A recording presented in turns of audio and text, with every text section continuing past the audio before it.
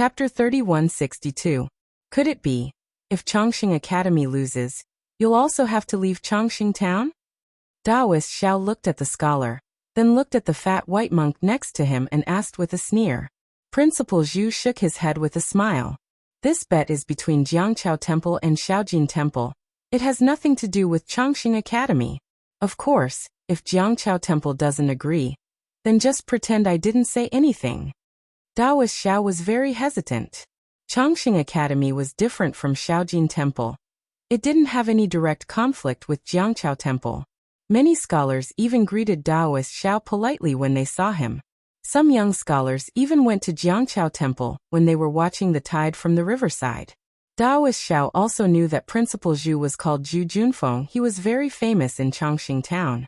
Not only were there the heirs of big families in Chongqing town in the academy, there were also the heirs of ordinary people.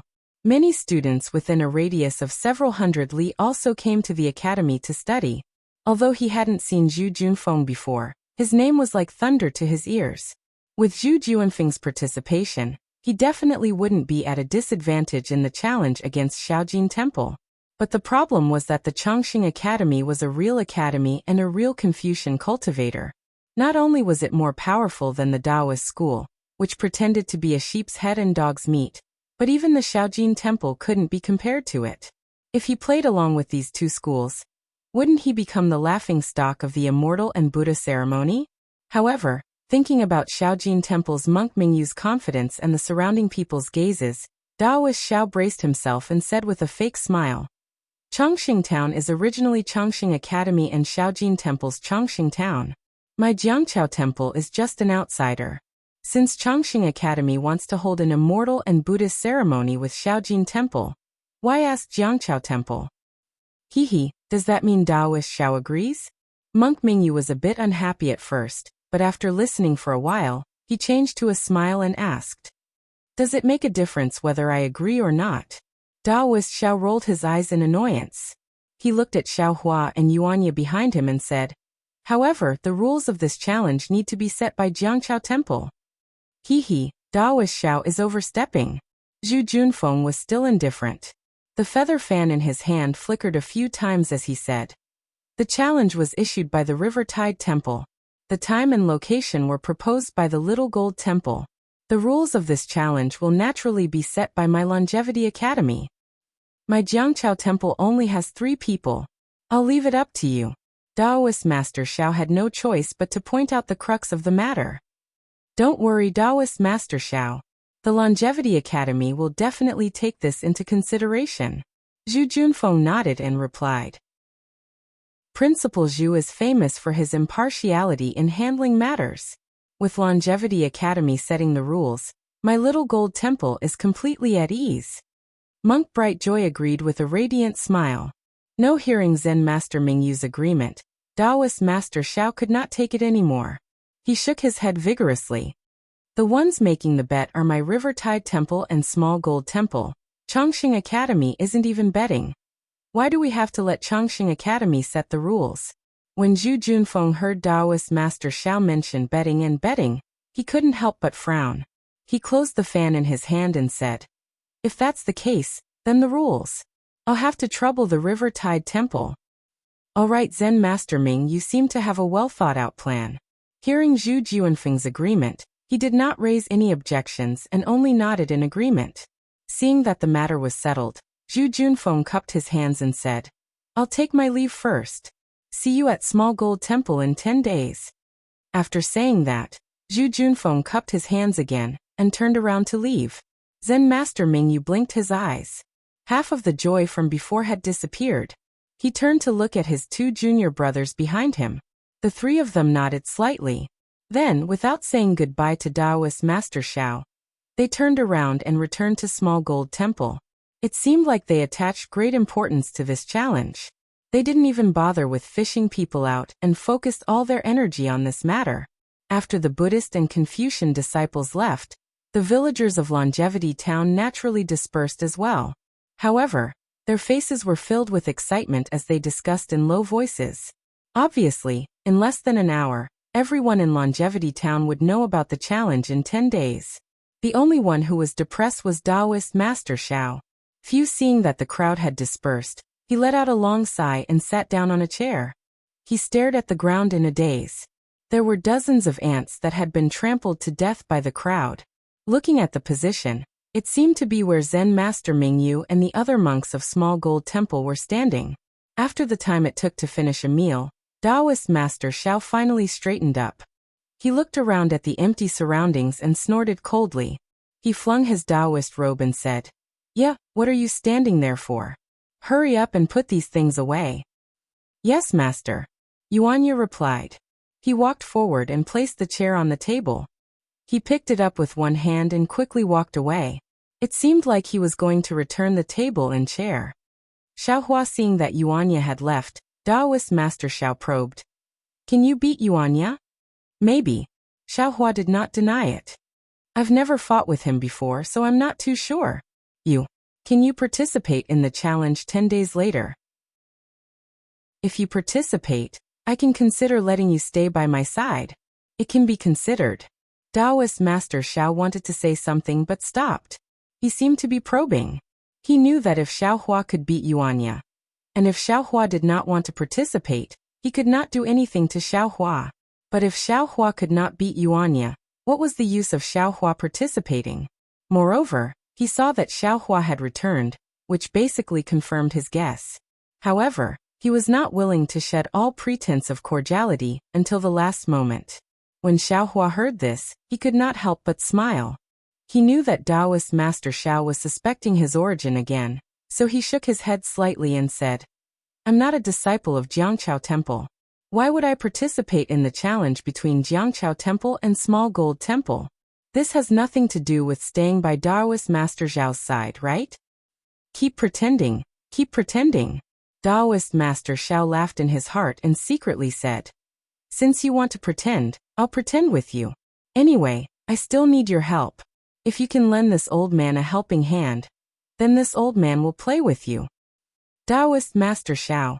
Now, it's no longer about the grudge between Jiangqiao Temple and Small Gold Temple. Since Taoist Master Xiao had decided, his face became serious and said very seriously, "It's about the grudge between my Taoist sect and Buddhist sect." Even mentioning the immortal Buddha ceremony that happens once every 10 years, it's about the grudge between Taoist sect, Buddhist sect, and Confucian sect. As a disciple of my Taoist sect, how can you not participate? Moreover, my Jiangqiao Temple's challenge was defeated. I and Yuanya will have to leave Longevity Town. Could it be that fellow Taoist Xiao also wants to leave with us? Who said that I'm a Taoist sect disciple? Xiaohua smiled, touched his nose and said, "It seems like someone said that I'm not worthy to call myself fellow Taoist." "AI, forget it. You can participate or not." Taoist Master Xiao suddenly lost his patience, waved his hand and said, "Your meridians are naturally blocked. You're basically unable to cultivate. Just relying on your fists and feet. Even if you can defeat Yuanya, you're still not a match for the true experts of Buddhist sect and Confucian sect." Moreover, looking at that monk Mingyu's meaning, 3 days later, their Buddhist sect should send an expert to Small Gold Temple. Otherwise, how would he dare to challenge Yuanya? What's the immortal Buddha ceremony? What's the matter with naturally blocked meridians? How do you know? Xiaohua asked several whys in a row. How do I know? Taoist Master Xiao looked up and down at Xiaohua and said in a low voice, "A straightforward person doesn't speak insinuations. You don't know how I know." "Why do I need to know? How do you know?" Xiaohua touched his nose and said with interest, "How do I need to know? How do you know?" You Taoist Master Xiao clenched his teeth. It seems like he's also prepared to pretend to the end with Xiaohua. A trace of pride even appeared on his face. "My Taoist sect's techniques are boundless. Finding out that your meridians are blocked is really easy. It's a pity that you don't cultivate Taoist techniques. You'll never understand in this lifetime." As for the immortal Buddha ceremony, immediately Taoist Master Xiao controlled his temper and briefly explained the immortal Buddha ceremony. It was vaguely similar to what Zhu Junfeng said. In ancient times, after the Buddhist sect and Confucian sect joined forces to exterminate the Taoist sect, in order to commemorate the alliance of the two sects, they agreed to hold a ceremony every 10 years. This immortal Buddha ceremony was considered lively many years ago. Confucian sect and Buddhist sect often used this as an opportunity to exchange pointers and cultivate, and even held hundreds of activities to strangle the Taoist sect. But later on, as the Taoist sect disciples disappeared, it gradually became deserted. Longevity Town was a small town in the country of Xi. If Zhu Junfeng didn't specifically mention it, who would have thought that 10 days later would be the day of the immortal Buddha ceremony that was held once every 10 years? After Taoist Master Xiao finished speaking, Yuanya also returned. "Let's go." Taoist Master Xiao was very dull, as if this conversation with Xiao Hua had completely worn out his patience. He swung his Taoist robe and said, "I'll go back and discuss it." But after waiting for Taoist Master Xiao to take 2 steps, Yuanya reminded in a low voice, "Master, the rice and noodles in the temple. I'm afraid there's not enough. This disciple has to go buy some." You go and put some on credit," Taoist Master Xiao very naturally ordered. But when he saw Yuanya's awkward expression and his feet that hadn't moved, he helplessly took out a few copper coins from his sleeve and threw them to Yuanya, saying, "I only have these copper coins. You go first, deal with tomorrow." "Yes, master." Yuanya took the copper coins and turned to leave. "I'll go." Xiao Hua hurriedly called out to Yuanya. "You've already put them on credit many times. I'm afraid you don't have any face. You wait here for a moment, I'll go and try." "All right." Taoist Xiao nodded his head and signaled Yuanya to give the copper coins to Xiao Hua. When Yuanya gave the copper coins to Xiao Hua, he unexpectedly took out a cloth bag from his sleeve. Obviously, he had already prepared to go to the rice noodle shop today. Xiao Hua naturally didn't need the two to wait for long. In just a moment he came back with a small bag of rice. "So much?" Looking at the small amount of rice, Taoist Master Xiao was a little surprised. Looking at his face and then at Yuanya, puzzled, he said, "You don't look as handsome as Yuanya, do you?" "It's not that this Xiao's face is big." Xiao Hua laughed. "It's that Taoist Master Xiao's face is big." This Xiao went over and gave the copper coins, saying that Taoist Master Xiao would challenge Shaojin Temple and Chongqing Academy in 10 days. The rice and noodles shop owner's eyes immediately lit up, and she didn't want this Xiao's copper coins no matter what. She even gave the rice that was just delivered from outside the town to Taoist Master Xiao, clearly saying that she didn't want half a copper coin. Chapter 3163. Zhang Xiaohua clenched her fists and said with a smile, "Fairy, if you can release this junior from the flying shuttle now, this junior will give this ring to you." "Ehe, are you trying to negotiate with me?" Fairy Feiying sneered. "From the moment you stepped onto this flying shuttle, you no longer have the right to bargain. If it weren't for Ganqinggu messing things up, I would have already made my move. Quick, hand over that ring." Fairy Feiying seemed to have lost her patience. She released her aura, and a strong pressure was emitted from her body, pressing down on Zhang Xiaohua. At the same time, Fairy Feiying pointed with her hand, and several rays of light rose from the edge of the flying shuttle and shot toward Zhang Xiaohua. That formless aura was like a mountain, and it pressed down on Zhang Xiaohua until she couldn't breathe. Although she didn't fall down, she had no time to deal with the rays of light around her. Left with no choice, Zhang Xiaohua flung her hand, and the storage ring flew toward Fairy Feiying. Seeing this, Fairy Feiying's face lit up with joy. She waved her hand, and the storage ring seemed to be pulled by a thin string, and was about to be thrown toward Fairy Feiying's hand. However, at this moment, there was a series of loud rumbling sounds. The light shield on the flying shuttle shook violently, and Zhang Xiaohua and Fairy Feiying's bodies shook violently. With a loud bang, the light shield on the flying shuttle burst like a bubble, and the whistling night wind immediately blew onto Zhang Xiaohua's bald head. At the same time that the light shield of the flying shuttle burst, several strong pulling forces hit the storage ring, and immediately stopped it from flying toward Fairy Feiying. Zhang Xiaohua looked up and saw Ganqinggu and the other 3 standing around the flying shuttle. They were standing on rays of light, and looking at Fairy Feiying mockingly. Fairy Feiying panicked. She didn't care about the flying shuttle anymore, and her body flashed, and she reached for the storage ring that was very close to her. "How dare you!" Ganqinggu shouted and pointed his finger. An item that looked like a hammer smashed toward Fairy Feiying like a meteor, making a piercing sound as it flew through the air. From the looks of it, if Fairy Fei Ying were to take the storage ring, the hammer would definitely severely injure her. Fairy Fei Ying was helpless. She stopped and patted her waist, and a green ray of light flew out. When it was in the air, the light scattered and turned into a petal, blocking the hammer. Before the flower petals could block the hammer, an orange-red ring with flickering flames flew toward Fairy Fei Ying's back. Fellow Taoists. Seeing this, Fairy Fei Ying's expression changed slightly, and she didn't dare to get close to the storage ring. She retreated far away and barely dodged the flaming ring. She said loudly, "Let's talk things over. I know I was wrong. The storage ring, how about, the 5 of us share it equally? Haha, you old beggar. I hinted to you earlier, yet you ignored me and even used a pretense to trick me. If it wasn't for fellow Taoist Kuang noticing and us rushing back in time, wouldn't you have already taken the storage ring for yourself? Now that you see how powerful we are, you are begging for mercy? Don't you think it's too late?" Fairy Fei Ying smiled apologetically. "I was blinded by greed. Please forgive me, fellow Taoists. We put ourselves in each other's shoes. This storage ring is too attractive. Just as Fairy Fei Ying was explaining, she suddenly screamed and fell from the flying shuttle.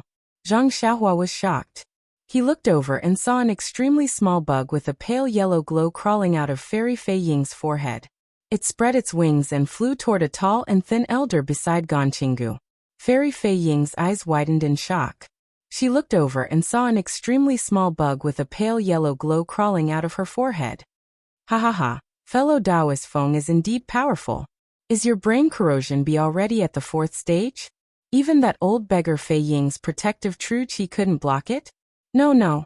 Fei Ying only forgot to release her protective true qi when she was in the flying shuttle. We attacked the moment we arrived, so she reacted quickly and didn't have time. If I didn't make a move, she might not have a chance when she remembered later." The elder with the surname Feng said proudly. "Besides, isn't this the only thing my spirit husbandry sect can take out? Without this little thing, how would I dare to speak in front of fellow Taoist?" Without Fairy Fei Ying's control, the flying shuttle didn't immediately fall from the sky. It only floated in the air and stopped at Zhang Xiaohua's feet. And because Fairy Fei Ying was no longer fighting for the storage ring, it actually gradually flew toward Zhang Xiaohua's eyes. The storage ring only gradually stopped when it was in front of Zhang Xiaohua's eyes. The force on the ring suddenly disappeared. Zhang Xiaohua looked up at the 4 people outside the flying shuttle and sighed in her heart. She stretched out her hand and still grabbed the storage ring. She then cupped her hands and said, "Seniors, this ring, this junior doesn't want it anymore. Please spare this junior's life." "Do you think it's possible?" Ganqinggu sneered. Zhang Xiaohua smiled bitterly and said, "Then all right, since that's the case." As she said that, Zhang Xiaohua looked around and said, "I wonder which senior should I give this ring to? The things in this ring don't seem to be enough." Hearing that, Ganqinggu's expression changed slightly. He looked up at the 3 people not far away and retreated a little. He circulated all his magic power and protected his body with his true qi. Then, as if he was still worried, he patted his waist and a small round plate flew out. It emitted a green light and protected his body again. Not only him, but fellow Taoist Feng and the other 2 people were also like Ganqinggu. They didn't believe it at all, and also protected themselves very tightly. When the brilliance of the disc protected him, Ganqinggu sneered and said, "Little guy, your method of sowing discord seems to be too poor. We have already made things clear along the way. The things in the storage ring should be divided into 4 parts. If there is a single item, whoever wants it must compensate the others with spirit stones of the corresponding value." Ganqinggu sneered. "You are right. Don't you think so, fellow Taoists?" "Haha, fellow Taoist Feng is right. Fellow Taoist Feng, take out the things in the ring one by one." A slightly fat old man sneered. "The things in the ring can of course be divided. How about this? I'll give you all the things in the ring." "This ring? It's not easy to divide it. Can't you let me keep it?" Zhang Xiaohua scratched her head and said innocently. Hearing this, although it was night time, Zhang Xiaohua could feel that the expressions of the 4 people changed greatly. She now knew the value of the storage ring. She knew that the value of the ring itself was much higher than the things in the ring, so she deliberately mentioned it. Unfortunately, the four people seemed to have already discussed it on the way here. At this time, they were transmitting a message to each other, saying something that Zhang Xiaohua didn't know. Immediately, everyone's expressions relaxed. Fellow Taoist Feng laughed and said, "You little fellow, you're really sharp-tongued. No wonder you have such a cultivation at such a young age. If it was in normal times, wouldn't I love you? But, at this time, I'm the knife and you're the fish. Even if you have a glib tongue, what can you do?" Zhang Xiaohua's face was pale. She waved her hand and threw the storage ring to fellow Taoist Feng, saying, "In that case, I'll give this ring to you, senior."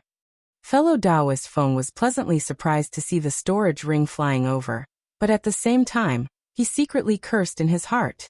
Sure enough, as the ring flew over, Gan Qinggu and the others also looked over. When Zhang Xiaohua saw this, his figure flashed, and he jumped down from the flying shuttle. His figure flashed, and he flew into the distance. Unfortunately, before she could fly 30 feet, her body and the flying shuttle were blocked by an invisible barrier. Although the barrier wasn't abnormally hard, it still made Zhang Xiaohua dizzy. Then a ray of light flashed, and something that looked like a fishing net appeared in the night sky. It covered Zhang Xiaohua's head, and he could not move at all. The fishing net wrapped around Zhang Xiaohua and flew up into the sky. It only stopped when it reached the location of the shuttle. Gan Qinggu and the other three originally took out their magic tools to attack fellow Taoist Kuang. However, Zhang Xiaohua's escape alerted everyone. Fellow Taoist Kuang quickly flew up into the sky and pointed his finger. A faint light flashed and hit the storage ring flying towards him. The ring stopped in midair. Then he waved his hand again. The fishing net that caught Zhang Xiaohua flashed and flew to the side of the ring and stopped. "Fellow Taoists, don't worry," fellow Taoist Feng immediately shouted. "Don't try to sow discord. This ring, I won't touch it." This sentence was shouted at the right time. When Gan Qinggu and the others saw this, their minds moved slightly, and they all took back their magic tools that flew out. However, they kept some distance from the ring, and didn't really take it back. "How about this, everyone? We won't take this ring. We'll only let this little guy take out the things in it. We'll divide these things first, and then carefully discuss the ownership of the ring. What do you think?" Fellow Taoist Feng saw that he had become the target of public criticism, so he didn't dare to be careless and suggested. Gan Qinggu thought for a moment, and looked at the several people in the distance. After discussing for a while, they all nodded in agreement. Unfortunately, even though they agreed, Zhang Xiaohua disagreed. Zhang Xiaohua snorted coldly. "I've already given this ring to you. It has nothing to do with me who takes it. I'm already a bird in a cage. I can't even fly. Who has the patience to do these things?" Fellow Taoist Feng heard this and sneered. He pinched a spell and the net-like magic tool tied Zhang Xiaohua tightly. Then it contracted tightly, as if it was going to absorb Zhang Xiaohua's flesh. Fellow Taoist Feng, who was looking forward to Zhang Xiaohua's painful expression and begging for mercy, was stunned. His magic tool, which had worked repeatedly, was actually wrapped around Zhang Xiaohua's clothes and couldn't be absorbed into her flesh. Fellow Taoist Feng changed his spell again, and hit Zhang Xiaohua's body one after another. Unfortunately, no matter how much magic power he used, there seemed to be something strange about Zhang Xiaohua's clothes. The thin rope on the net just couldn't be retracted. Chapter 3164. Even though he knew that Xiaohua was talking nonsense, Taoist Zhao's face was still very happy. He even proudly stroked his beard that he could barely touch. He waved his hand and arrogantly said, "Let's go. We'll go back to Jiangqiao Temple." When Xiaohua and the others passed by the tea shed, there was no one inside. However, the two people playing chess were still sitting there. Of course, the chessboard was gone, replaced by some wine and dishes. The two people chatted while drinking, full of interest. When they saw Xiao Taoist and the others coming back, they picked up their wine bowls and drank it all. This Xiao Taoist. I'm afraid he thinks I'm with these two people." After listening to Xiao Taoist's probing words today, Xiaohua already understood, but he didn't plan to say anything before Xiao Taoist made it clear to him. After 100 years of secluded cultivation, Xiao Hua, who had a lively personality, was a bit impatient. Since he encountered such an interesting matter, why didn't he get involved? Io, why are there so many people on the mountain path? Xiao Hua looked at the two people, then looked left and right.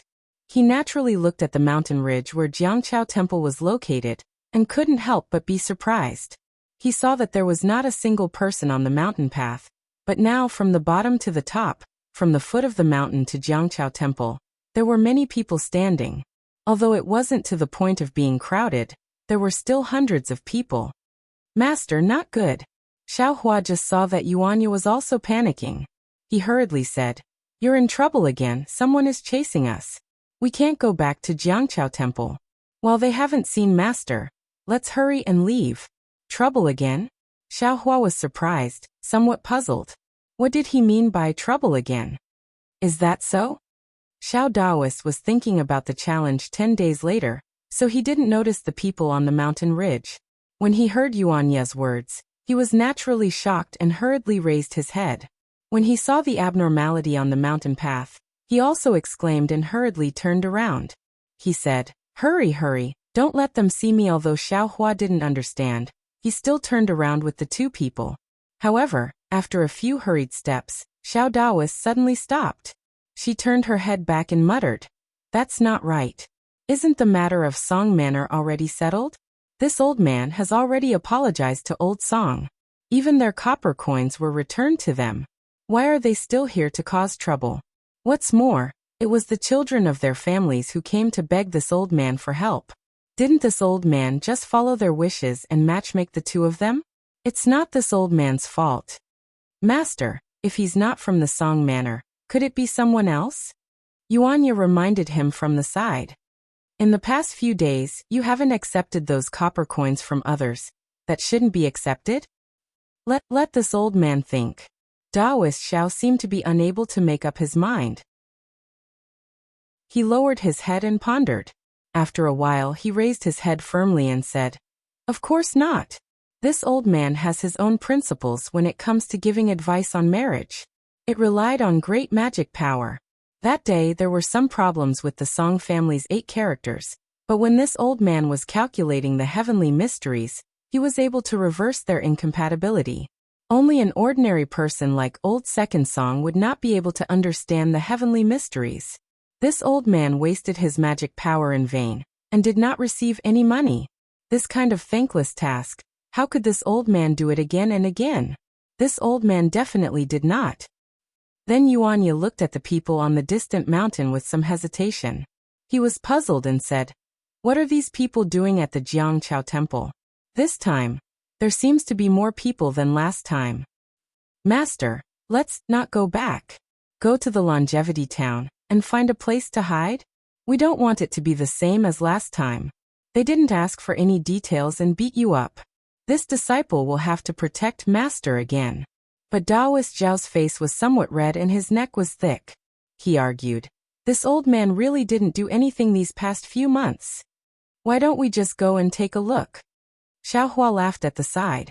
"Last time, Daoist Xiao was afraid that you were in the Jiangqiao Temple and could not escape. This time you are at the foot of the mountain. If the situation is not right, yes."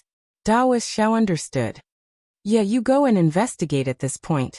Daoist Xiao waved his hand and said, "Forget it, let this old man go. If I let you go, I'm afraid that you won't be able to find out anything." "Yes, Master." Yuanya agreed and obediently followed behind Daoist Xiao. Halfway there, Daoist Xiao was a little hesitant. He even wanted to change his clothes and go forward. Unfortunately, other than his Daoist robe, the 3 people did not have any other clothes in their bags.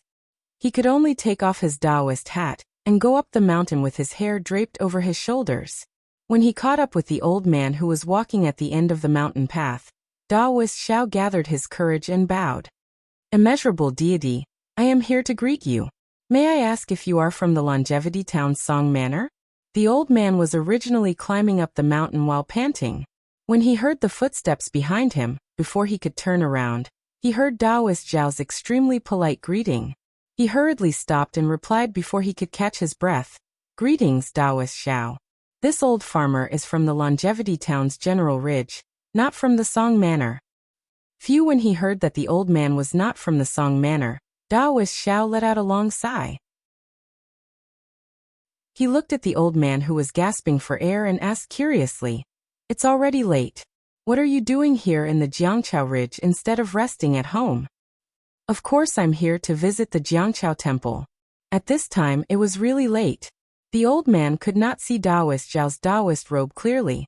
He smiled and said, "Other than the Jiangqiao Temple, what else is there to see in the Jiangqiao Ridge?" "Jiangqiao Temple?" Daoist Xiao's expression changed. He asked tentatively, "The Jiangqiao Temple is just a small Daoist temple. What's there to see?" "The Jiangqiao Temple." The old man's face showed a strange expression. It was as if he had just seen Daoist Xiao's Daoist robe clearly. He stopped mid-sentence and asked curiously, "Daoist Xiao? Oh, you're the Daoist Xiao of the Jiangqiao Temple?" Yes. I am Daoist Xiao of the Jiangqiao Temple." Daoist Xiao hesitated for a moment and finally had the courage to admit it. "Xiao. Daoist Xiao, you're Daoist Xiao?" When the old man heard this, he suddenly shouted, "Fellow villagers, Daoist Xiao of the Jiangqiao Temple is here." No, I'm Daoist Xiao."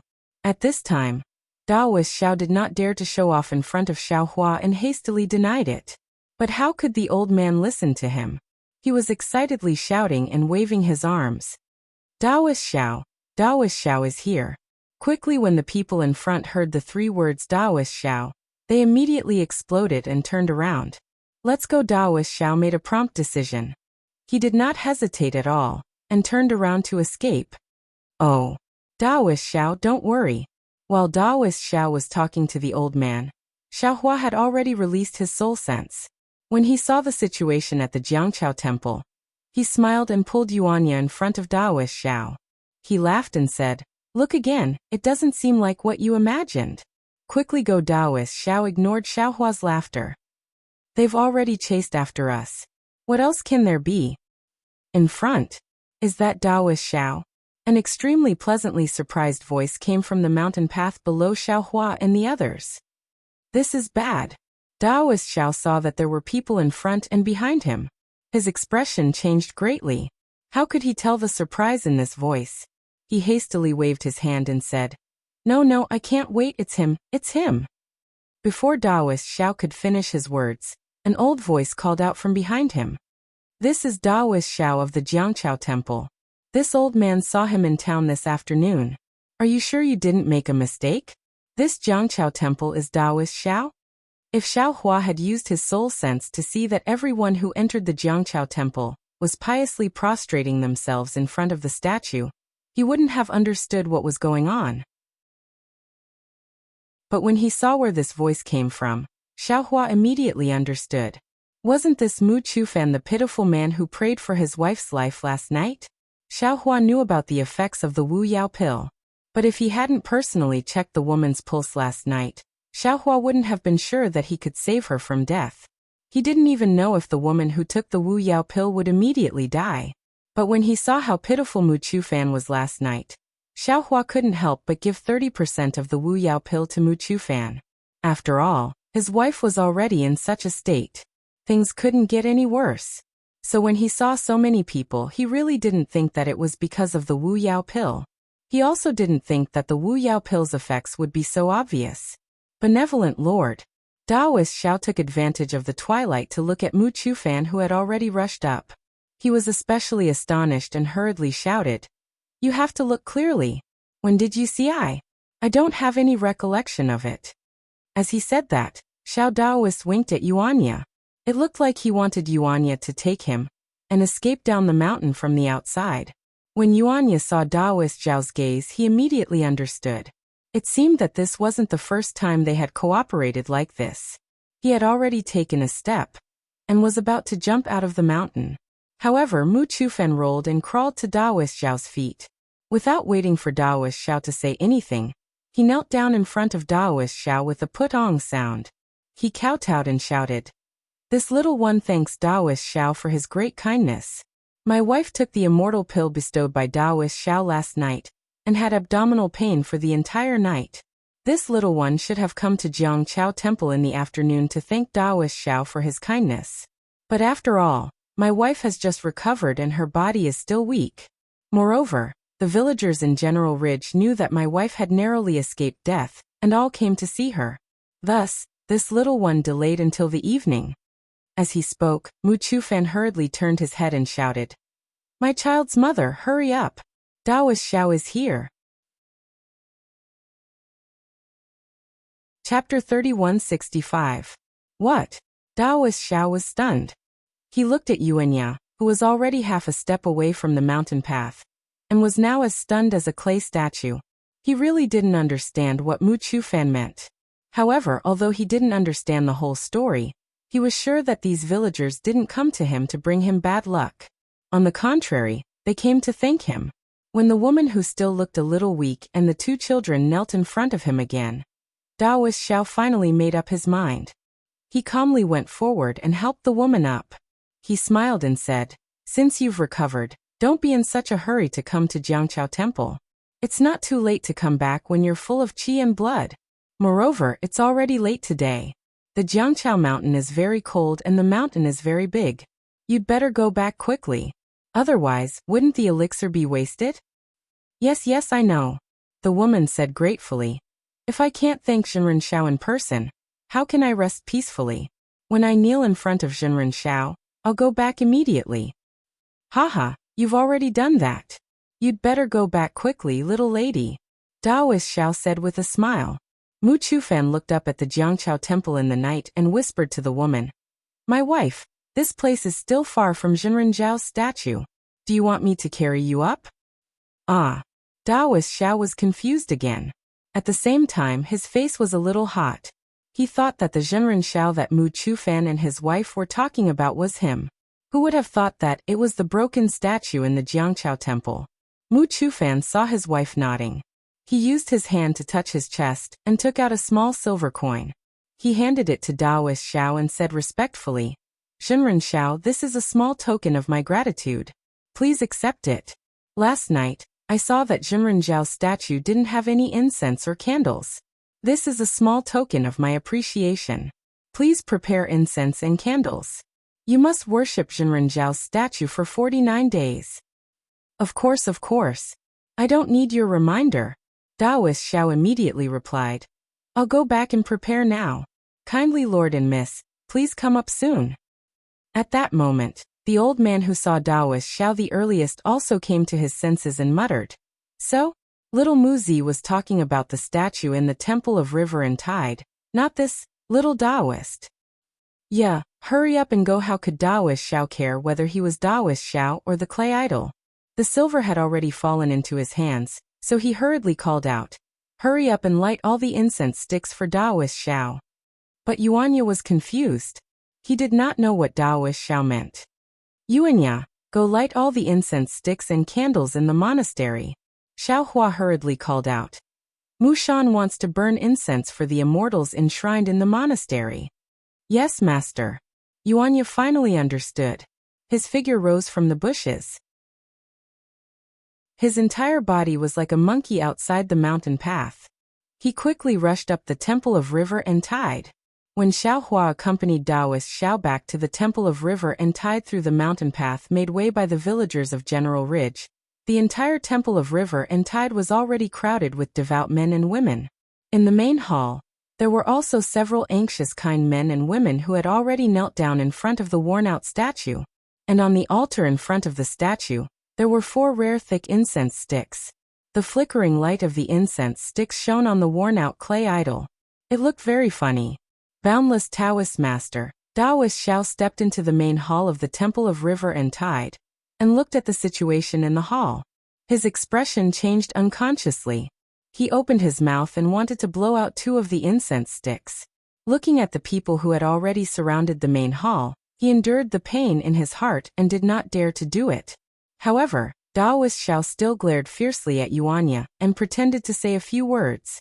Yuanya blinked his eyes and followed Taoist Xiao's gaze to look at the altar that was slightly lit up. He suddenly understood and immediately squeezed out from the crowd. When he came back, he was holding a small wooden box that was 1 foot in size and 2 feet in height. There were 3 big words written on it: merit box. Yuanya squeezed through the crowd again with great effort. His vigorous figure in the forest was also somewhat strenuous at this moment. It was probably because the villagers of General Ridge were really passionate. The fanaticism and devotion in their eyes filled the entire main hall. Looking at the worn-out statue again, Daoist Xiao could not help but feel a tinge of regret in his heart. With a swoosh, he swung the horsetail whisk that he had unknowingly taken out and cleared his throat.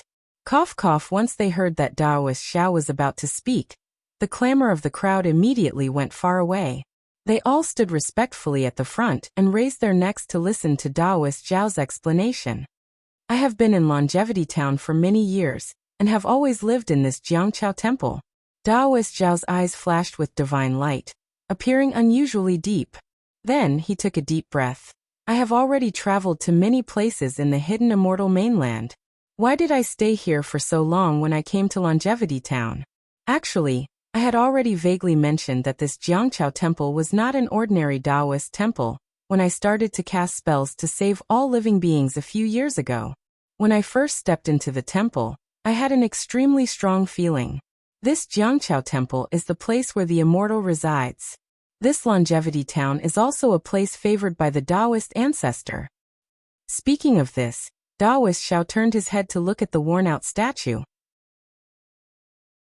His expression changed again and he sighed. Although this is a worn-out statue in Ai's eyes, he is also a divine person who knows the heavens and the earth. This divine person is guarding Liao Jiang here, once again using my Taoist magic to protect Longevity Town's safety. I made a grand vow that day to restore the divine person in Ai's heart and reconstruct his golden body. I want to let him get the incense he deserves. Unfortunately, I am only a small Taoist cultivator, far from having the magic of this divine person. Perhaps some of you have already seen Ai in Longevity Town. Ai's situation.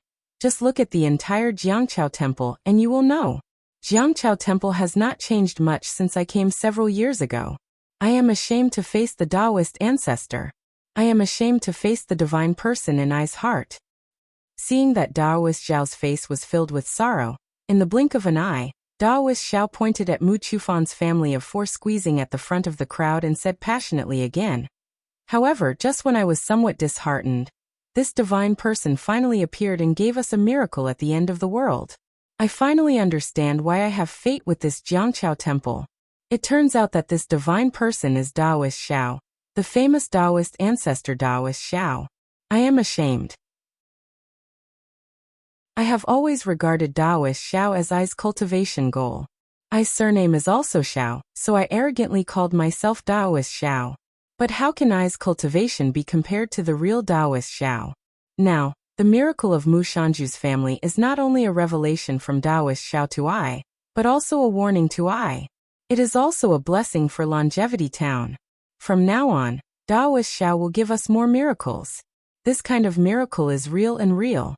It is completely different from the fake and pretentious Shaojin Temple. Chapter 3166. Hee fellow Taoist Chong. What's wrong? Is your Tarsus locket useless?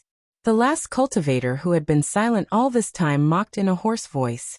Strange, this kid's Taoist robe is a little strange. Fellow Taoist Chong was slightly embarrassed. Haha, that's good. Ganqinggu laughed shrilly. The stranger it is, the more it means that there's something good in the ring. Hearing this, the other cultivators became excited. They had only heard of storage rings, but this was the first time they had seen one. In fact, they knew that Zhang Xiaohua's appearance in the demon-resisting valley was a little strange. Everyone was blinded by greed, but no one cared about the result of people dying for wealth and birds dying for food, because they had placed their hopes on luck. How about this? Since this kid is unwilling to cooperate, let's kill him first. As for the ring, fellow Taoist, he can have it. His cultivation is slightly weaker than ours. We can rest assured if he takes it. Fellow Taoist Chong said after thinking for a while. Hearing this, Zhang Xiaohua's heart skipped a beat. He knew this was bad, and his hands and feet began to struggle again. This so-called Tarsus locket was very strange. It wrapped tightly around Zhang Xiaohua's body like a fishing net, confining the true qi in his meridians and preventing it from flowing. I have some ideas. After struggling for a while, Zhang Xiaohua suddenly realized that although the Tarsus locket confined his true qi, it did not confine his strength. When he exerted his strength, he could even open the Tarsus locket a little. Maybe I can break it if I use all my strength? Zhang Xiaohua muttered to himself. Just as he was about to take the risk and try, he heard the hoarse voice again. Fellow Taoist Chang, what are you talking about? I don't have any grudges with you. Why did you bring this disaster to I? Fellow Taoist Chi, don't blame me. Isn't this the only way? The others are just worried about it. Fellow Taoist Chang said with a smile. Don't, Chi Daoyu said, waving his hand dismissively. Whoever wants to take it can have it. I only want my share. Well, fellow Taoist Yun thought for a moment and looked at the three people around the ring, as well as Zhang Xiaohua, who was next to the ring. He had no choice but to say, little guy, let's negotiate. Zhang Xiaohua stopped struggling and sneered. What's there to discuss? You only need to swear that you won't tell anyone about what happened here. I will make the decision to let you go. What do you think? My storage ring is gone. How am I going to explain this to the sex headmaster? Zhang Xiaohua sneered. That's your problem. What do you think is more important, dying now or being punished by the sect leader in the future? Fellow Taoist, I also sneered and said, if it weren't for the fact that we were holding each other back, do you think I would be so kind? Get rid of this Tarsus lock. Zhang Xiaohua replied. That's easy. Fellow Taoist Yun pointed with his finger, and the Tarsus lock was released. It flew into fellow Taoist Yun's hand and disappeared. Zhang Xiaohua moved her arms and legs, but she didn't find anything unusual. She scratched her chin with her fingers and still refused to take the ring. She asked, if I take out the things in the ring, and you divide the things and change your mind, what should I do? Why don't you make a heart oath too? Ha ha ha, fellow Taoist Chi laughed and said, you little kid, you are really impudent. You don't know the immensity of heaven and earth. Although we are holding each other back and don't dare to take the ring without permission, we can't let you lead us by the nose. If you don't take it now, I will take it now. You still want us to make a heart oath, are you crazy? Good fellow Taoist Chi, just take it. Let's find a place to divide this thing quickly, Ganqinggu said with a smile.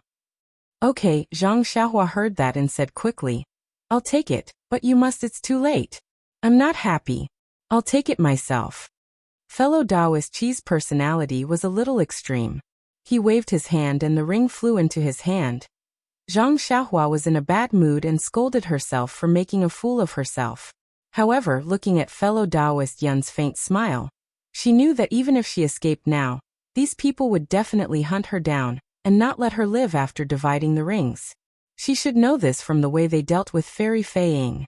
However, hiding for a while was still a good thing. What should I do? Zhang Xiaohua was anxious and her eyes looked into the darkness.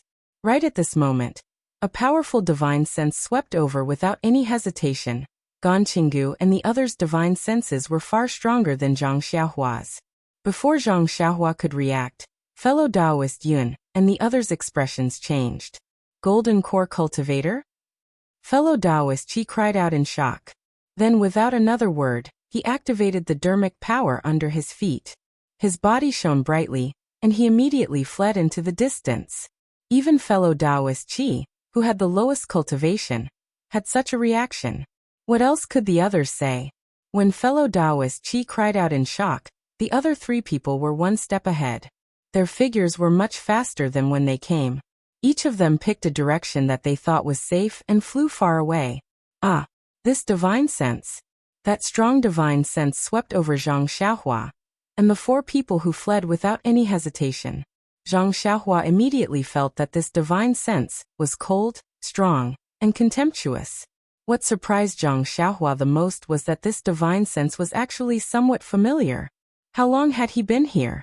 How many people had he seen just now? Therefore, when he raised his eyes and wanted to look in the direction where the divine sense swept over, an extremely fast sword light appeared in front of him. That sword light belonged to the person who sent him out of the demon-resisting valley, Qiufeng. Seeing a familiar person, Zhang Xiaohua was not only not happy, but her heart turned cold. He asked himself. He definitely did not have a proud background. He definitely did not have the bloodline of the Alliance Master of the Immortal Alliance that Feng Shu mentioned. He also did not believe that he had any peerless charm that was unforgettable. He did not want any future prospects to follow behind him. Since he did not have any peerless charm, then Qiu Feng's purpose was thought-provoking. After seeing the faces of Fairy Feiying, Gan Qinggu, fellow Taoist Yun, and fellow Taoist Qi, Zhang Xiaohua would not be so naive to think that Qiu Feng was here to help others. Maybe I met him by chance? Zhang Xiaohua had the last bit of hope in her heart. She put on a smile and cupped her hands, saying, "Senior." However, Qiu Feng ignored her. His face was solemn, and the pride in his eyes were completely different from his modesty in the demon-resisting valley. Qiu Feng appeared in front of Zhang Xiaohua. He glanced at the storage ring floating in front of Zhang Xiaohua, and took it with a wave of his hand.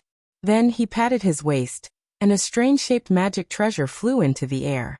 The top of this magic treasure was an oval ball with many small holes. The bottom was a twisted semicircle. Once it flew into the air, it emitted a crimson brilliance. Qiu Feng glanced coldly at Zhang Xiaohua and narrowed his eyes. He pointed at the magic treasure, and 4 crimson brilliances flew out from the small holes in the magic treasure. They also shot rapidly in 4 different directions. Those directions were where fellow Taoist Yun and the others had escaped. It only took a few moments for fellow Taoist Yun and the others to escape, and for Qiu Feng to arrive. During this time, fellow Taoist Yun had already escaped thousands of feet away. His speed was quite fast. However, fellow Taoist Yun's nervous expression showed that he did not feel relieved at all after escaping far away. Sure enough, Qiu Feng's magic treasure was powerful. The crimson brilliance arrived first and approached fellow Taoist Yun's back in a few breaths' time. Fellow Taoist Yun sighed slightly and did not dare to be careless. He turned around and flew backward. At the same time, he pointed at the disc that had been shielding his head and protecting his body with the brilliance. He patted his waist with his other hand and took out a handful of talismans from his storage bag. He threw them out with a wave of his hand. A series of crackling sounds rang out as the talismans exploded. Rays of light appeared and blocked the path of the crimson light. Unexpectedly, the crimson light didn't stop in the slightest. Like a sharp arrow, it pierced through the rays of light and shot directly towards the disc in front of fellow Taoist Kuang. Fellow Taoist Yun bit his lips slightly and took a deep breath. He spat out a mouthful of blood essence onto the disc. The disc flashed and instantly became much thicker, emitting a faint crimson brilliance. With a bang, the crimson brilliance hit the disc. Then, with a puff, the crimson brilliance pierced through a layer of animal skin, creating a fist-sized hole in the disc. The crimson brilliance then went straight for fellow Taoist Yun. Fellow Taoist Kuang didn't expect that the disc would be so useless. He waved his hand, and the stick he took out from his storage pouch earlier struck towards the crimson light. Fellow Taoist Kuang's small stick was also a very powerful magic tool. It had been used by fellow Taoist Kuang, a Foundation establishment cultivator, to kill countless people. But today, he encountered Golden Core cultivators, whose strength wasn't on the same level. Although Qiu Feng didn't directly charge forward and fought against 4 of them, fellow Taoist Kuang was still no match for him. The crimson brilliance did not seem to care about the misty brilliance of the small stick, and the spiritual qi of heaven and earth stirred up by the tip of the stick. It rushed forward and scattered the brilliance of the stick, approaching fellow Taoist Yun's protective true qi. Fellow Taoist Yun was shocked. He activated the magic power under his feet and quickly turned around, stabbing downwards. However, the crimson brilliance was even faster than him. Fellow Taoist Yun had just turned around when the brilliance pierced through his armpit.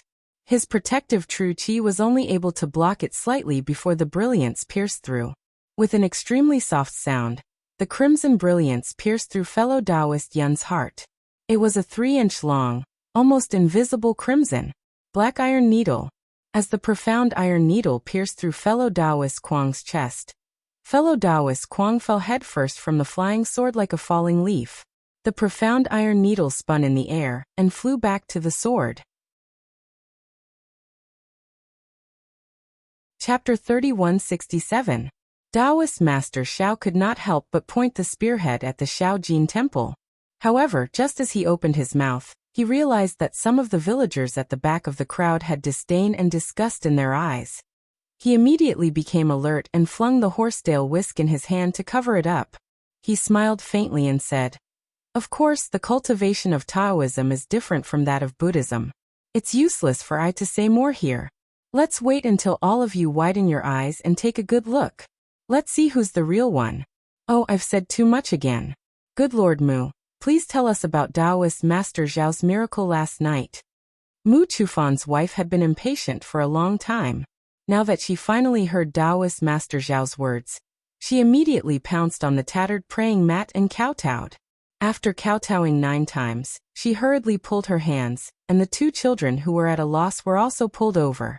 She pressed their small heads to the ground and cried, "Children, quickly thank Taoist Master Xiao. If it wasn't for his grace, Mother would have left you last night." The 2 children were a little confused at first. However, when they heard that their mother would have left them if not for the tattered clay statue in front of them, they immediately stopped pressing their mother's hands and kowtowed to the ground while crying, "Thank you, Taoist Master Xiao. Thank you, Taoist Master Xiao." The children's crying immediately infected the villagers of General Ridge. Everyone wiped their tears along with them. "Everyone, my fellow villagers." Mu Chufan stood behind his wife and children, and unconsciously shed tears. At this moment, he wiped his tears with his sleeves and said, "Everyone knows about my family situation. Ever since my wife married into the Mu family, she never enjoyed a day of happiness. Every day, she would be at home weaving, washing and working hard. Later, after she had 2 children, her body became worse and worse. I felt pain in my heart when I saw it. However, I couldn't do anything at all. All the doctors in the village and town had seen her. She was slowly losing weight, and had no strength. In the end, she couldn't even pick up a needle. Every doctor couldn't find the reason. They were really at their wits' end. To my family, my wife is the sky of our family. Without her, I don't know what this family would be like.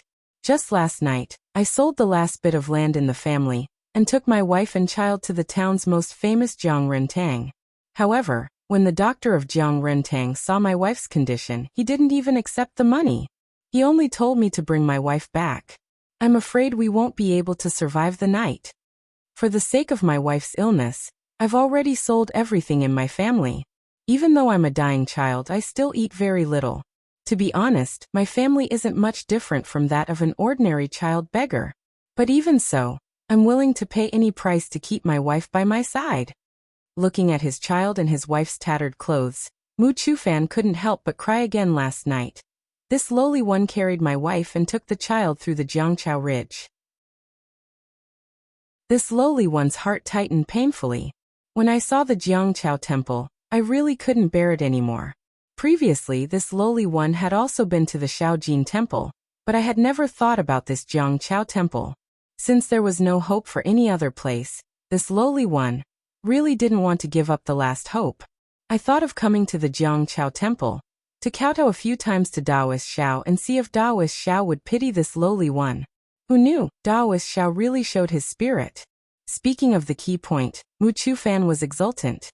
After this lowly one kowtowed and prayed, Taoist Xiao really bestowed me with the elixir. After this lowly one consumed the elixir, my wife had a stomachache for the entire night, which scared this lowly one. But today, she's completely recovered. Although she still looks weak, this lowly one knows that my wife's complexion is completely different from yesterday. Everyone, look, after a day of recuperation, my wife can actually come to the Jiangchao temple from the General Ridge by herself. If this isn't a miracle, then what is it? If other people were to preach like this, the people in the General Ridge might not believe it. However, everyone knew the condition of Mu Chufan's family, and his wife's illness clearly. Today Mu Chufan's wife had completely recovered. This was simply unbelievable to everyone. Since everyone could come here, they had already believed it. When this was preached in the Jiangchao temple, waves of emotions were released. Boundless holy man. Seeing this, Taoist Xiao seized the opportunity and said in a deep voice, "Good Lord Mu, Do you have a copper coin? Yes, I do. Mu Chufan was slightly stunned as he sighed. Take it out. Daoist Xiao instructed in a profound manner. Yes, Daoist Xiao. Mu Chufan took out a copper coin and placed it in the palm of his hand in front of Daoist Xiao's eyes. Daoist Xiao then turned his hand, and the silver coin that Mu Chufan gave him earlier immediately appeared. He placed it in Mu Chufan's palm solemnly, then took the copper coin and said emotionally, Good Lord Mu, I know that the merit silver is your reward to Jinren Xiao. It's your family's sincerity and piety. However, this is the only thing that the 4 members of your Mu family have. Without this silver, your family of 4 may have to eat the northwest wind tomorrow. Although I have accepted your silver coin, and can help Daoist Xiao reconstruct his golden body tomorrow, do you think that Jinren Xiao will like this merit silver? At this point, Daoist Xiao purposely paused for a moment, then waved the horsetail whisk in his hand and said, There's no need to say more. Jinren Xiao definitely doesn't want to see the Mu family's predicament continue. Moreover, to Jinren Xiao of my Jiangqiao temple, this kind of worldly thing is not something that he likes. What he wants is the gratitude and piety of us ordinary people. Therefore, this silver coin is no different from a copper coin. This copper coin of yours is the piety of your Mu family of 4. You only need to give this copper coin and the piety of your Mu family to Jinren Xiao, and you'll be repaying him for saving your Mu family. The silver coin is yours. Give the piety that Jinren Xiao needs to Jinren Xiao. As he spoke, Daoist Xiao respectfully placed the copper coin into the merit box on the offering table. Following the soft sound of the copper coin, Mu Chufan's tears instantly fell. The villagers of General Ridge were even more excited. Everyone knew the value of a silver coin and a copper coin. Other than Mu Chufan, no one would easily take out a silver coin. Now seeing that Daoist Xiao did not want a silver coin and only wanted a copper coin, and that as long as there was sincerity, a copper coin was exactly the same as a silver coin, although the villagers of General Ridge were not rich, who did not have a copper coin. Jinren Xiao, you're really a god. At this moment Mu Chufan bowed to his wife again. He choked with sobs. From now on, I will only worship Jinren Xiao. I will worship him for the rest of my life. Moreover, when my family's situation has improved, I will definitely reconstruct your golden body for Jinren Xiao. Why do you need to wait for your family's situation to improve? A voice appeared out of nowhere. Those of us who have no money will offer a copper coin. Those of us who have money will offer 5 or 10 copper coins. As long as you bring our piety, you will definitely be able to reconstruct your golden body for Jinren Xiao in no time. Following this voice, another copper coin flew out from the crowd and landed on the offering table. Amateus. Thank you so much, kind lord. Daoist Xiao was overjoyed. He really wanted to thank this villager whose name he did not know. That's right, that's right. Instantly, everyone opened their pockets. There was no need to say anything else. The copper coins fell into the hall like rain. Everyone Daoist Xiao was really elated. While avoiding the rain of coins, he said anxiously, When I take out the merit book, unfortunately, the sound of the copper coins falling to the ground had already drowned out his voice. Muzi, an extremely surprised voice suddenly shouted. Is this the panacea that you were talking about? Ah, there really is one. Not to mention everyone hurriedly turning around. Even Daoist Zhao's eyes flashed with eagerness. The first copper coin was naturally thrown out by Xiaohua. At this moment, he hid behind the crowd and looked over. A man who was about the same age as Mu Chufan was holding a thumb-sized black object in his hand. He was extremely surprised as he shouted, This seems like it. But it seems like in the darkness of the night, the thumb-sized object could not be seen clearly. In fact, before Mu Chufan gave the ugly pill to his wife last night, he also did not believe it. He was just treating a dead horse as a living horse. On the tree. The eyes of the crowd were as sharp as snow. Immediately, some people raised their heads and looked at the only banyan tree in the Taoist temple. At the end of the branches between the leaves, there was a thumb-sized banyan fruit. They could not help but shout excitedly. When Daoist Xiao saw this, he hurriedly shouted, Benevolent people, Daoist Zhao's gift is a miracle. It will not hinder anything. Although this banyan fruit is an ordinary item, If you are sincere, it will definitely have a miraculous effect. Of course, although Taoist Xiao is benevolent to the people, if your heart is not sincere and you are unable to worship him sincerely, even if you take the banyan fruit and eat it, it may not be effective. The crowd was already noisy. They only heard the first half of Taoist Xiao's sentence. Why would they care about the second half? When some people saw the banyan fruit on the banyan tree, some nimble villagers quickly climbed up the tree. Just as Taoist Xiao finished speaking, the banyan fruit on the banyan tree also fell with a walala sound. Snatch. Although no one shouted it out, everyone was shouting in their hearts. They swarmed towards the banyan fruit that fell to the ground. Those villagers who did not enter the Taoist temple also shouted and rushed in. More than 100 people crazily snatching the banyan fruit was very frightening.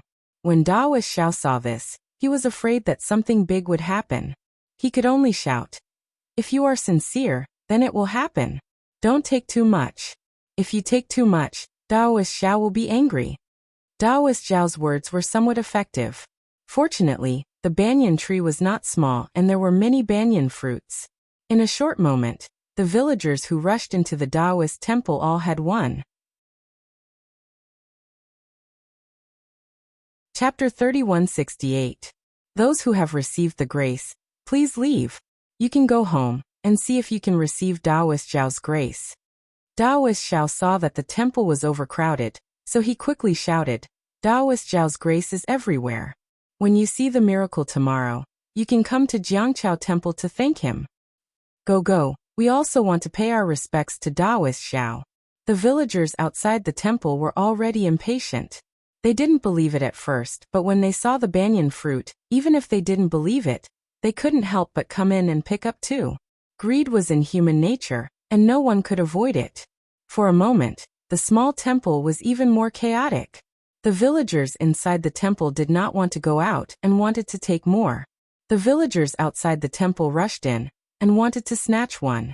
Not long after Xiao Taoist finished speaking, there was friction at the entrance of the Taoist temple. There were screams and cries that tore people's hearts and lungs apart. Oh no! How could Taoist Xiao not know what happened? The expression on his face changed drastically, and the sweat on his forehead began to flow down. This happiness had come too quickly, and it had left even faster. If there were any casualties tonight, not only would the villagers not come, even the government wouldn't let him go, right? While thinking, Taoist Xiao's eyes turned quickly. He brushed his sleeves on the table and prepared to take out a few copper coins to ask Yuanya to come and save him ignorant, unruly people. Suddenly, a gust of wind blew in the main hall of the Taoist temple, extinguishing 3 candles in an instant, leaving only one flickering in the wind. A cold voice came from the worn-out statue. "How could this Taoist master's gift fall on your head so easily? Just looking at your selfishness and disregard for others, this Tao master is bitterly disappointed." Ah? Taoist Xiao was stunned. He turned around in disbelief and looked at the statue in front of him, which he had never worshipped before, and was stunned. "Get out of my sight, all of you. When I see your sincerity, it won't be too late to come and ask for my grace." The clay statue coldly spoke again. Along with this voice, the ground of the Taoist temple began to tremble. The entire banyan tree was shaking. The villagers who were climbing on the banyan tree could no longer stay any longer. Plop! Plop! They all fell down. "Taoist Xiao, please calm down, please calm down." Taoist Xiao didn't dare to delay any longer. He quickly knelt in front of the statue and kowtowed. "The villagers are ignorant, and it's all my fault. If there is any blame, please put it on I. I am willing to take the blame for these villagers. Taoist Xiao, please forgive me." As the ground shook, everyone panicked. Not only did everyone in the temple kneel on the ground, but even those outside of the temple couldn't stand still. Some rolled down the mountain path, and some knelt down. In the time it took to smoke a cigarette, the Jiangqiao temple was completely silent. Only the sound of the wind could be heard. Poof! With a soft sound, the candles on the candles exploded. Xiao Taoist raised his head and looked at the broken statue. He bit his lips and kowtowed. He slowly stood up and turned around. He flung the horsetail whisk in his hand and sighed. "Boundless holy man, benevolent masters, please rise. Daoist Xiao is already angry. We should listen to Daoist Xiao's orders and leave the temple first. I won't sleep tonight, and I will repent in front of Daoist Xiao. Those who haven't received Daoist Xiao's blessings, please come back tomorrow. Daoist Xiao said sympathetically. It's a pity for Daoist Xiao's blessings. If Daoist Xiao wasn't angry, it's all my fault, please forgive me. Immediately, everyone kowtowed again. Even though they were sober, they were still ashamed of their impulsiveness. Yuanya Xiaohua Daoist Xiao ordered again, send the villagers down the mountain. I want to pray for the villagers in front of Daoist Xiao. Daoist Xiao sat down on the futon and didn't say anything else. Dear villagers, Daoist Xiao is angry. I'm afraid all the blessings have passed away. After Daoist Xiao prays for you. Please come back tomorrow. Xiaohua knew that Yuanya's words were clumsy, so he hurried out of the crowd and walked to the door of the Daoist temple. He shouted at the villagers outside the temple. If we still gather here, Daoist Xiao won't have to pray for blessings, and Daoist Xiao's anger will descend. The villagers outside the Daoist temple were both regretful and afraid. However, when they heard Xiaohua say that all the blessings had turned into nothing, their hearts calmed down. They all kowtowed outside the temple and went down Jiangqiao Ridge with complicated feelings. As for the people inside the Daoist temple, besides being afraid like the villagers outside, they were also a bit angry. Who would be happy to see the spirit pills in their hands turn into banyan fruits in front of Daoist Xiao's anger? However, when they saw the villagers outside the Daoist temple slowly leave, they didn't dare to stay inside the temple and left one by one. On the other hand, Mu Chufan's face was filled with ecstasy. He walked up to the praying mat and kowtowed a few more times. He said sincerely, Spiritual Master Xiao, this humble one hears your voice again. This humble one thanks Spiritual Master once again. I believe that you have already seen this humble one's wish. This humble one will definitely reconstruct your golden body. After he finished speaking, he didn't wait for Daoist Xiao to say anything. He took his wife and 2 children and followed the crowd down the mountain. Once everyone in the Daoist temple left, Daoist Xiao let out a long breath. He looked at the dim hall and quickly got up to light the 3 candles that were extinguished by the wind. Then he knelt down on the futon again. He didn't dare to look at the statue that he had never carefully looked at before. He only looked at the ground and his heart was filled with excitement. Yes, even when Mu Chufan said that he had obtained a spirit pill from the hall to cure his wife, Daoist Xiao didn't believe him. After all, Daoist Xiao had been facing this statue for a long time. In the past few years, it had never given him any surprises. How could something strange have happened last night? However, the tremors on the ground and the wind clearly told Daoist Xiao that the statue really did have a spirit. Or rather, someone really did something to it. Daoist Xiao lowered his head and thought for a moment. Then he slightly tilted his head and looked at the entrance of the Daoist temple in the dark night. His eyes were filled with doubt.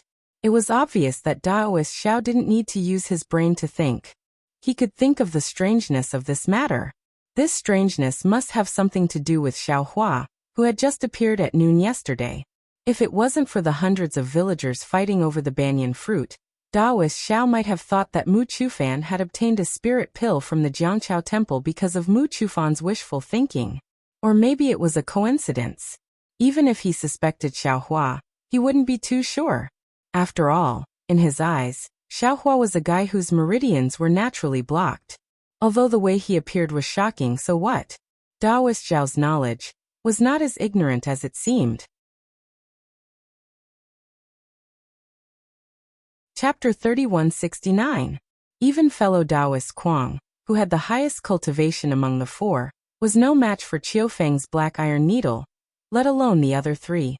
When the black iron needle flew back to Qiufeng, the other 3 red lights had already floated in front of Qiufeng. Seeing the last black iron needle fly back, Qiufeng waved his hand and picked up all 4 black iron needles. He put them in front of his nose and smelled them. A gratified smile appeared on his face. He looked in another direction and saw Zhang Xiaohua, who was clumsily using the flying technique to escape. His lips curled into a sinister smile. Just as he was about to raise his hand to point at the magic treasure, he retracted his hand. He waved his hand, and the black iron needles returned to the magic treasure. With a flash of sword light under his feet, he slowly chased after Zhang Xiaohua. Poor Zhang Xiaohua saw Qiufeng appear in front of her. She cupped her hands and asked. Seeing that Qiufeng didn't answer, and seeing that Qiufeng was using his magical power to deal with Gan Qinggu and the other three, she immediately said, Senior, don't worry. I have something urgent to do. I'll leave first. After saying that, she didn't know which direction to go and actually fled in the direction of the demon-resisting valley. After fleeing like a stray dog for a while, she didn't see any red lights attacking her, nor did Qiufeng catch up with her. Zhang Xiaohua was slightly stunned.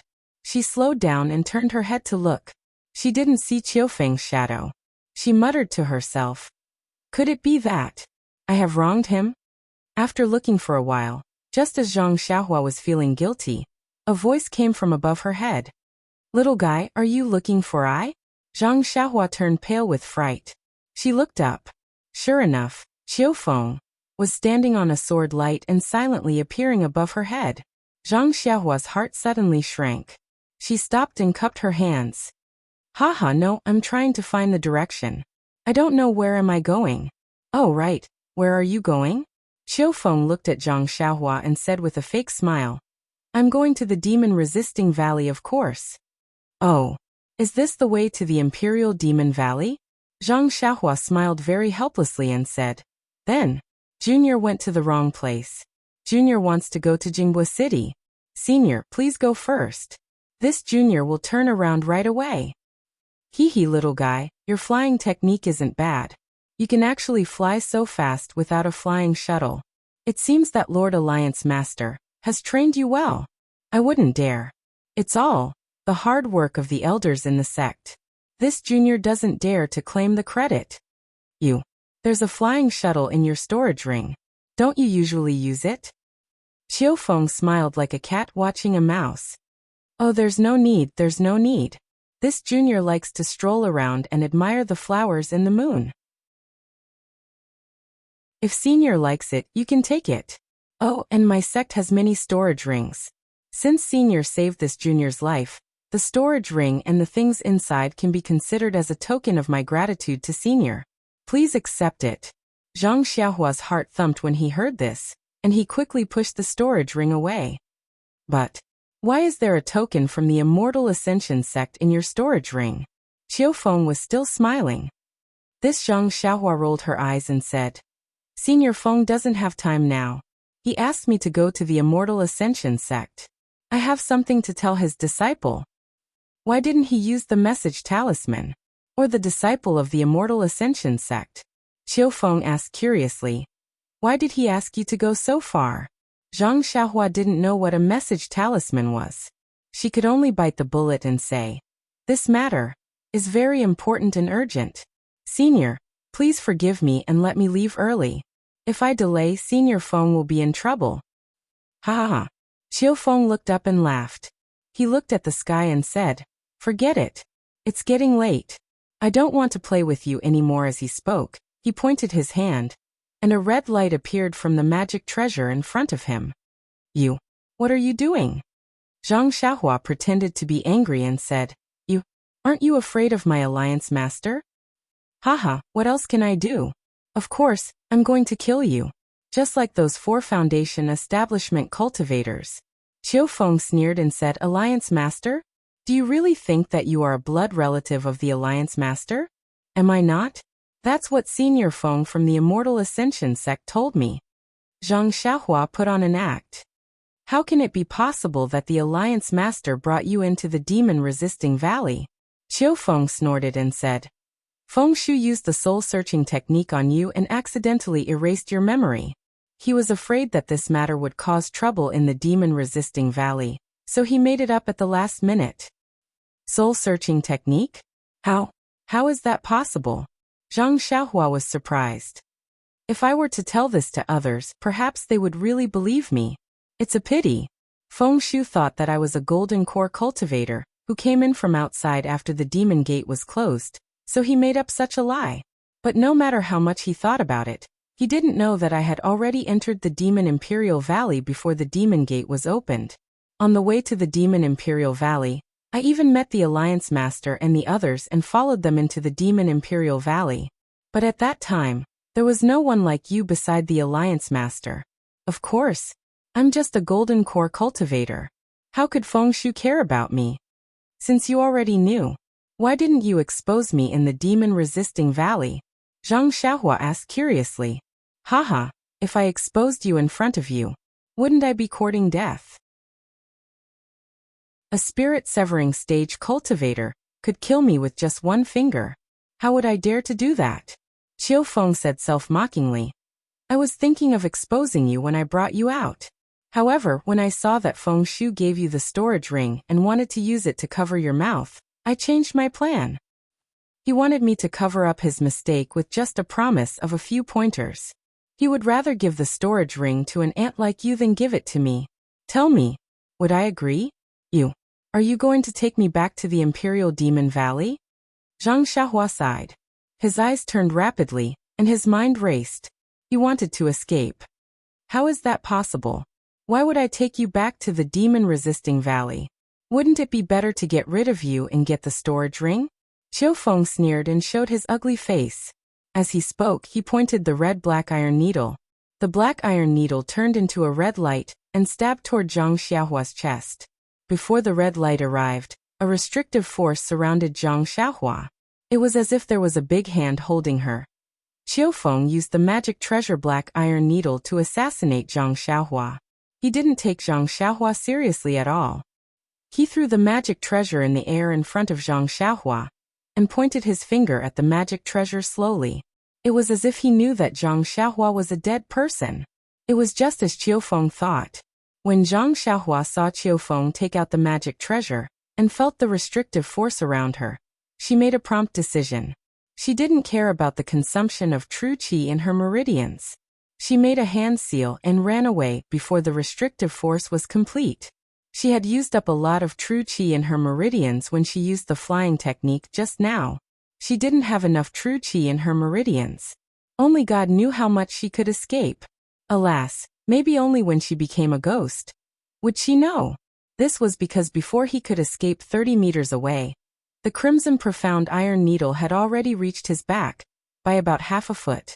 Zhang Xiaohua's divine sense had been released the whole time. When she saw how powerful the black iron needle was, her heart was already dead.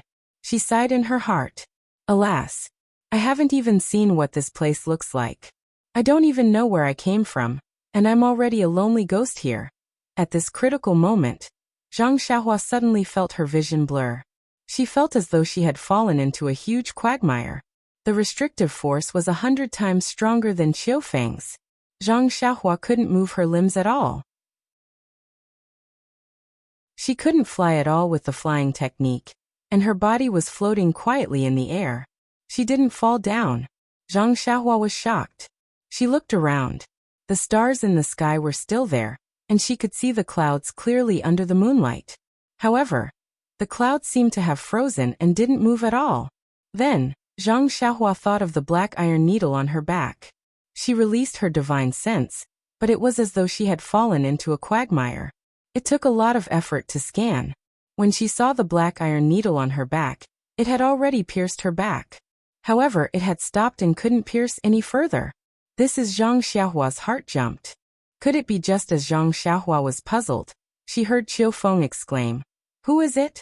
Which spirit-severing stage senior is it?" A spirit-severing stage cultivator? Zhang Xiaohua was shocked. Qiu Feng.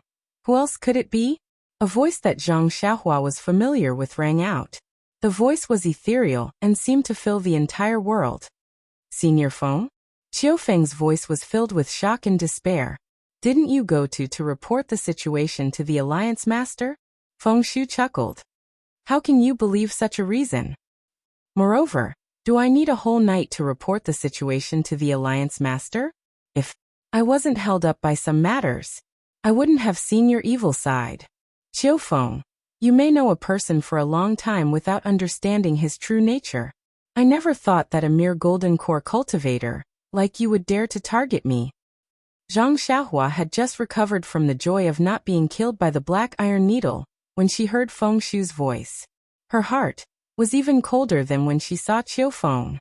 Just like how he didn't think that Qiu Feng would save him for no reason, Zhang Xiaohua was even more naive to think that Feng Shu, a spirit-severing stage cultivator, would abandon the demon-resisting valley's matters and come to the wilderness just to save him. Zhang Xiaohua already had no power to fight back against a golden core cultivator. Now that he met a spirit-severing stage cultivator, how could Zhang Xiaohua have any hope? He, in the eyes of a spirit-severing stage cultivator, he was even less than an ant. As expected, the two of them didn't care about him at all. A slightly illusory figure gradually appeared beside Zhang Xiaohua. It was Feng Shu from the Immortal Ascension sect. Chapter 3170. However, when hundreds of villagers were about to die, this so-called Taoist Master Xiao appeared at the right time, although his voice was not familiar to Taoist Master Xiao. But, don't forget, the voice of the first copper coin thrown in was also unknown to Taoist Master Xiao. Taoist Master Xiao was not stupid enough to think that a villager from General Ridge could read his mind and knew what he was thinking. He was anxious about the situation at Jiangqiao Temple, and gave him the copper coins at the critical moment. In this Jiangqiao Temple, in this longevity town, who else could cooperate with him like this other than Yuanya and Xiaohua? As for Yuanya, would he still have a copper coin on him? It was more like he threw a meat bun. This Xiaohua, could it be, is he really a Taoist master? Taoist Master Xiao looked at the night sky absent-mindedly. His mind was in a mess. If that's really the case, I today and yesterday, aren't I too disrespectful? Oh right, didn't he call himself a Taoist master? Yes, I'm afraid that's really the case. He wasn't sent by that bitch. But if he's really a Taoist master, why is he so respectful to me? Taoist Master Xiao was puzzled again. Speaking of yesterday, thinking of this, Taoist Master Xiao's face changed greatly, almost jumping up. Yes, yesterday he couldn't even walk properly. Today he doesn't seem to be any different. Then he fell into the origin stone. Must be someone else's doing. Now that he's in this Jiangqiao temple, won't he attract an even more powerful master? What should I do? But he has such cultivation. If he can help me in the blink of an eye. Taoist Master Xiao hesitated again. Just as Taoist Xiao was hesitating, the sound of footsteps came from outside the temple. Listening to Xiaohua's heavy footsteps, which were much clearer than Yuanya's, Taoist Xiao could only bitterly smile. Seeing Xiaohua enter the temple first, Yuanya was a little excited, and followed behind Xiaohua cautiously. Taoist Master Xiao's heart trembled. Yes, even Yuanya can see that something is wrong. Why am I still hesitating? Thinking of this, Taoist Master Xiao smiled and said, Taoist Master Xiao, you've been busy the whole night, are you tired? Oh, I am indeed a little tired. Xiaohua knew that today's matter had already exposed him. He originally wanted to explain it to Taoist Xiao, but he didn't expect Taoist Xiao to greet him in such a manner. He hesitated for a moment before replying with a smile. Since you're tired, why don't you take a rest first? Taoist Xiao smiled and said to Yuanya, Yuanya, come over here and help your master clean up these copper coins. Yes, master. Yuanya answered as usual. He secretly glanced at Xiaohua, then quickly ran to the main hall, and helped Taoist Xiao pick up the copper coins one by one. Xiaohua saw that it had nothing to do with him, so the corners of his mouth curled up into a smile. He ignored Taoist Xiao and went to the west wing. At this moment, there was not a single trace of the spirit stone in the west wing. It must have been put away by Taoist Xiao. Xiaohua only casually glanced around before taking out a praying mat and throwing it on the ground. He then sat down cross-legged and closed his eyes to meditate. There were indeed a lot of copper coins in the main hall. Although there weren't 100 people in the Taoist temple at the time, each person had 1 or 2 coins. There were even people who gave away a whole bunch of copper coins. When Yuanya put all the copper coins into the merit box, the box was unusually heavy. Master, Yuanya casually handed the merit box to Taoist Xiao and asked, Keep it well. Send this thing to your master's room. Taoist Xiao was very kind. and it was rare for him to be so kind. Then come to the main hall. Your master has something to say to you. Yes, master. Yuanya answered and left with the merit box. After a moment, he came back and said in a low voice, Master, if you have anything to say, please tell me. Sit down. Daoist Xiao sat on a praying mat and pointed at another praying mat. Yes, master. Yuanya answered and sat down. His eyes were extremely bright under the candlelight. He looked at Daoist Xiao, not knowing what he wanted to say. Yeah. Do you still remember the story of the king that your master told you? Daoist Xiao thought for a moment and said.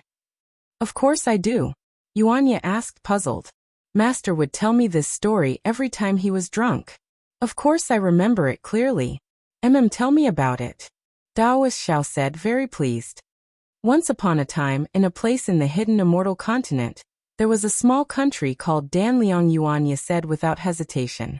Although the country was very small, the climate was very good and the products were abundant. In addition, the king was wise, and he governed the country well. The entire country was extremely prosperous. The citizens of the country were even more prosperous. Every time the king was mentioned, they would love and worship him. Every time the king came out to inspect the country, he would be warmly welcomed by the citizens. Moreover, although the country was powerful, the king was very peace-loving. He never sent out troops to harass the surrounding countries. The kings of other countries were also proud to be allies with this king. It could be said that such a benevolent king was very rare in the entire hidden immortal continent. But such a kind-hearted king, a king who cared about his people, married such a sinister queen. Since the day the queen married into the palace, she had been thinking about how to overthrow the king's throne. Very quickly, more than 10 years passed. When the queen saw that the king was so loved by the citizens, she knew that she could not shake the king's throne with her own strength. So she colluded with the king's brother, and then borrowed the power of the neighboring country's Buddhist sect to destroy the king's cultivation.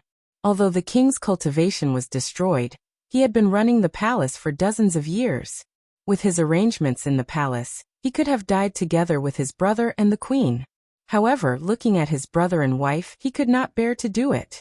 So, under the protection of a group of loyal guards, he escaped from the Danliang kingdom. As for those loyal guards, they were all killed by the guards sent by my brother and the queen. Yuanya said very fluently.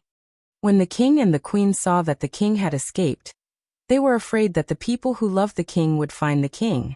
So they made up a story of the king's cultivation going berserk, and pushed many evil deeds onto the king. When Yuanya said this, Daoist Xiao smiled and looked at the west room. He said, Fellow Daoist Xiao, since you want to listen, why don't you come out? This old man's story. There are many more. Unfortunately, Xiao Hua, who was hiding in the west wing, didn't reply even after Daoist Xiao had spoken for a long time. This Daoist Xiao clenched his teeth. His face was very awkward. He thought that Xiao Hua would be curious and listen to him. Who knew that Xiao Hua was not interested in this matter at all? Master, seeing Daoist Xiao interrupt him, Yuanya said curiously, Isn't Xiao Hua tired? None of your business. Daoist Xiao waved his sleeve coldly. Yes, master. Yuanya nodded and said, Although the king escaped, what are you talking about? What is there to talk about? This is what this old man told you, Daoist Xiao said angrily. You have been following this old man for many years. Why haven't you made any progress? Master, Yuanya felt that Daoist Xiao was a bit strange. However, he was used to Daoist Xiao's anger. He stood up and was about to leave. When did this old man tell you to leave? Daoist Xiao snorted again. Yes, master. Yuanya stopped and sat down again. This old man wants to ask you, how confident are you in the challenge in 10 days?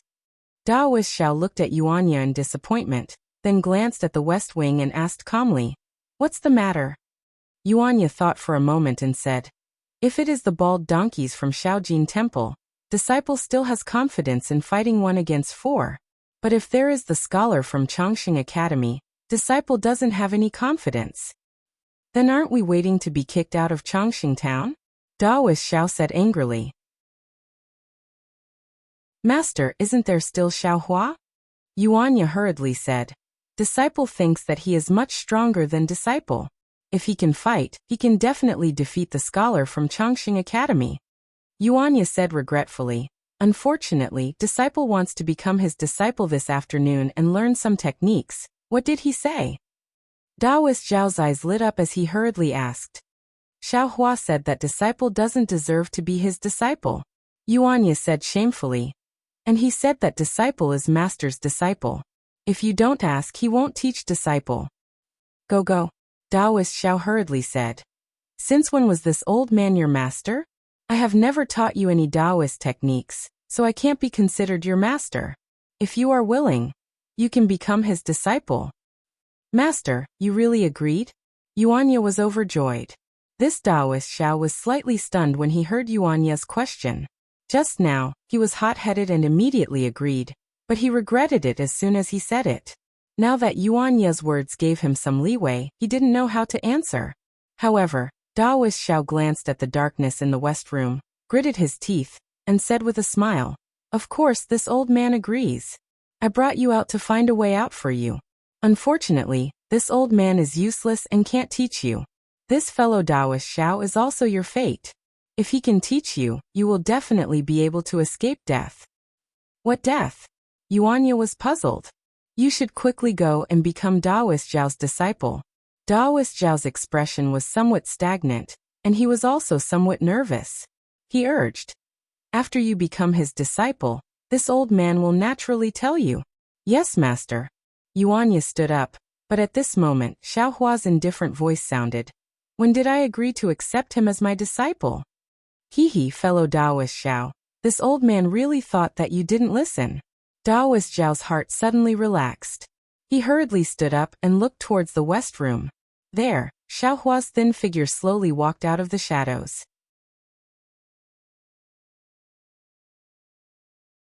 Chapter 3171. Seeing Feng Shu appear, Qiu Feng became even more nervous. His body trembled slightly as he stammered. I know my mistake. I beg for your mercy. Unfortunately, Feng Shu didn't even look at him. He turned his head and swept his gaze over Zhang Xiaohua. He nodded slightly. And so you left a mark on this little guy's body. That's why you chased after him. It seems like you already had a plan when you sent him out. Ha. Seeing that Feng Shu ignored him, Qiu Feng knew that it was useless to continue begging. He straightened up and laughed wildly.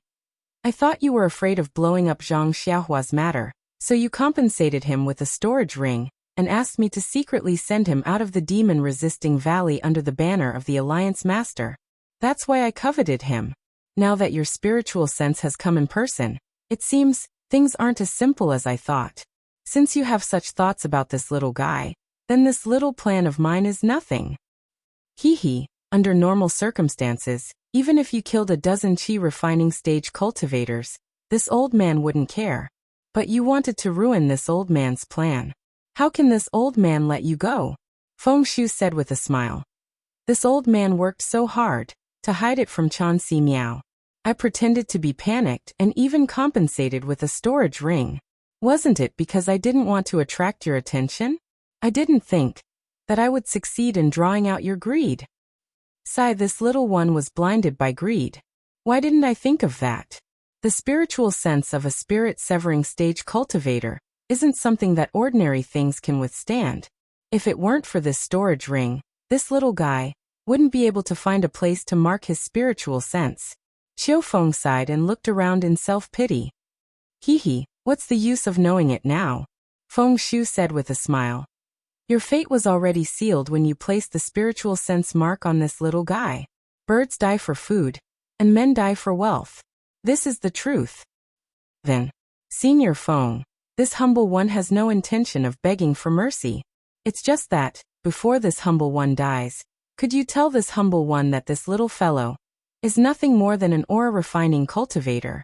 What does he have that's worth Senior taking such a risk and making so many plans for? Qiu Feng no longer had any hope of surviving. However, he was extremely puzzled.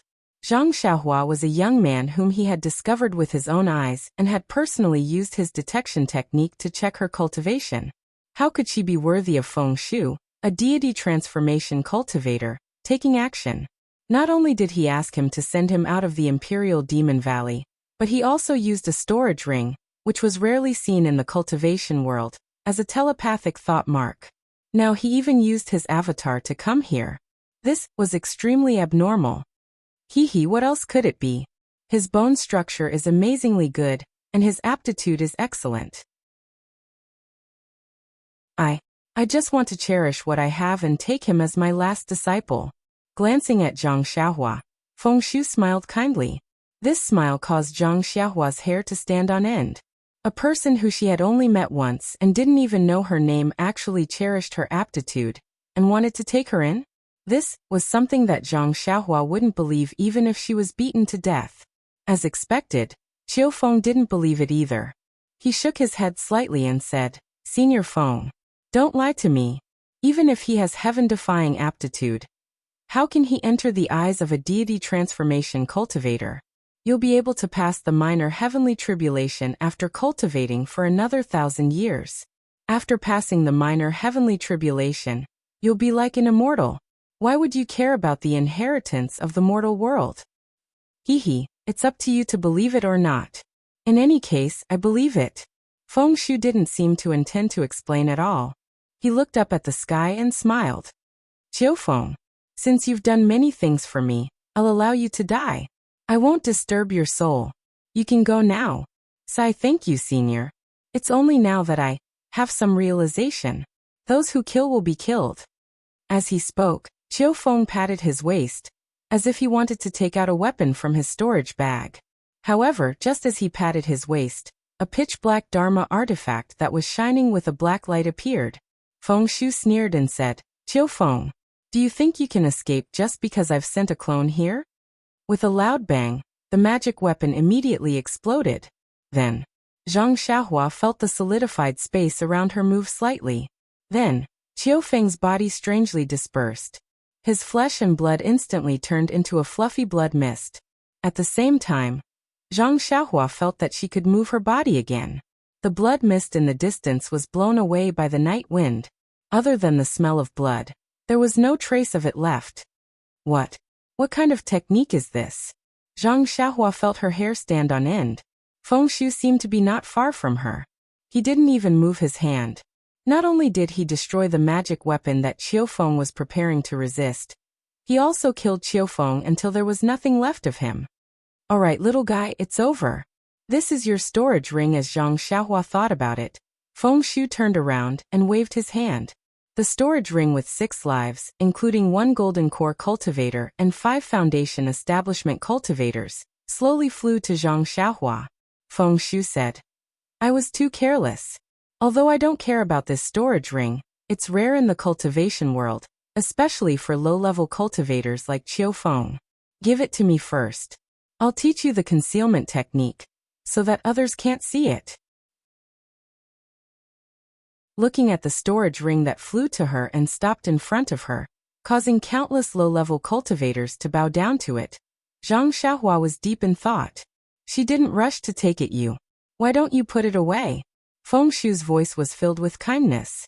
He asked softly, "Are you confused by Qiu Feng's words?" Zhang Xiaohua didn't answer.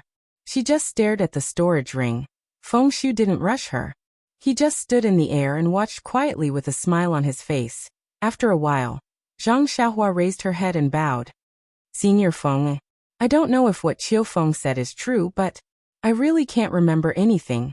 Yes, Qiu Feng is right. You suddenly appeared in the demon-resisting valley. This old man was eager to take credit, so I used a soul-searching technique to check your brain. In the end, I accidentally destroyed your memories. This old man didn't say anything before because when I checked your cultivation, I found that you're very suitable to cultivate my celestial ascending sect's martial arts. Under my guidance, you'll definitely become the most dazzling cultivator in the celestial ascending sect. So in order to not cause any misunderstandings, I hid this matter. Of course, if I can train you to become a soul formation cultivator, won't I be able to explain it to you?" Feng Shu's tone was slightly cold. Zhang Xiaohua wasn't stupid. She fell for Fairy Fei Ying's trap so easily, because she didn't understand the life and death situation in the cultivation world. Ever since she saw Golden Core Stage and Foundation Establishment Stage cultivators die, so easily in front of her, she was already on her guard. Now that she heard Feng Shu's words, she couldn't help but smile bitterly. She cupped her hands and said, "Thank you, Senior Feng, for thinking highly of me. But as I said before, I still need to report this matter to my sect master. Senior, please put this storage ring away first." Feng Shu frowned when he heard that. Instantly, Zhang Xiaohua felt the temperature around him drop, and there was a real chill in the air. But then, this uncomfortable feeling disappeared. Feng Shu asked kindly, "If that's the case, then you must have thought of which sect you belong to?" This Zhang Xiaohua was at a loss for words. She could talk nonsense to Fairy Feiying, but Feng Shu was a soul formation cultivator, who had lived for thousands of years. How could there be a sect in the cultivation world that he didn't know? Zhang Xiaohua didn't dare to lie. She answered honestly, "Senior, please no. I still don't know which sect I belong to." Amen. This is also what this old man is worried about. Because of this old man, I will erase your memories. Even if you don't want to become my disciple, this old man can't allow you to walk around the Dawn Rain continent as you wish. You've seen it too, Golden Core stage and Foundation Establishment stage cultivators can be killed by others at any time, let alone a Qi refinement stage cultivator like you. If anything happens to you, won't I be responsible for it too? Not to mention this old man's uneasiness. Even this old man's cultivation progress will be greatly hindered. Feng Shu said sincerely, "If it's possible, you should go to my Immortal Ascension sect first.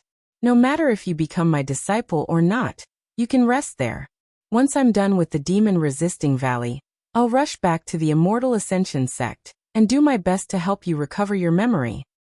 "Wait until you recover your memory, then we can make plans. What do you think?" This Zhang Xiaohua was a little moved. Feng Shu was telling the truth. She had only been awake for half a day and had already encountered so many things.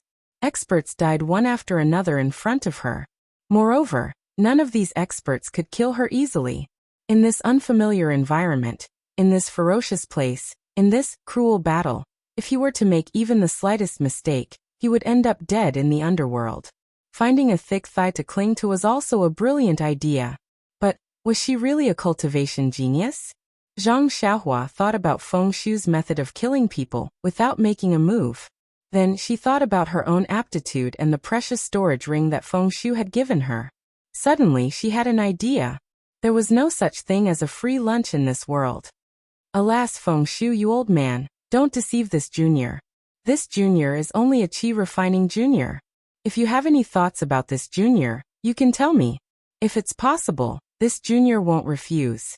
Even if it's extremely difficult, this junior will consider it carefully, considering that senior sent this junior out of the Imperial Demon Valley." "Haha, you little brat, you think too much. How can it be so complicated?" Feng Shu still couldn't change the way he addressed her. He still called her little brat. He was still trying to persuade her. "Hey, since it's like this, I don't want to go to the Immortal Ascending sect for no reason. I also want to repay you for your kindness. Then, I don't even have half a copper coin on me. I can only use my life to repay you," Zhang Xiaohua said. She waved her hand and was about to slap her forehead. Zhang Xiaohua used all her strength and her hand was extremely fast. However, she was praying in her heart. "Feng Shu, hurry up, hurry up." Zhang Xiaohua was gambling. Indeed, he did not know what Feng Shu saw in him, but other than his life, he had nothing else. If Feng Shu really cared, there was no reason for him not to make a move. Maybe Zhang Xiaohua was right. Or maybe, Feng Shu saw through Zhang Xiaohua's thoughts. However, he couldn't let Zhang Xiaohua die. He had to make a move. The moment Zhang Xiaohua's hand touched her forehead, at that moment, Zhang Xiaohua couldn't move her body. When her hand touched her forehead, the heaven and earth essence qi around Zhang Xiaohua froze. Even the space seemed to be frozen. Just when Zhang Xiaohua was secretly proud of herself, she heard Feng Shu's cold voice. "Since you don't want to accept my toast, I can only make you drink a forfeit." Then, Zhang Xiaohua felt the air around her tighten. It was as if she was being held tightly by something. A force appeared on her body and pulled her towards Feng Shu. "Hey, I screwed up again." At this moment, Zhang Xiaohua knew that she had made a fool of herself again.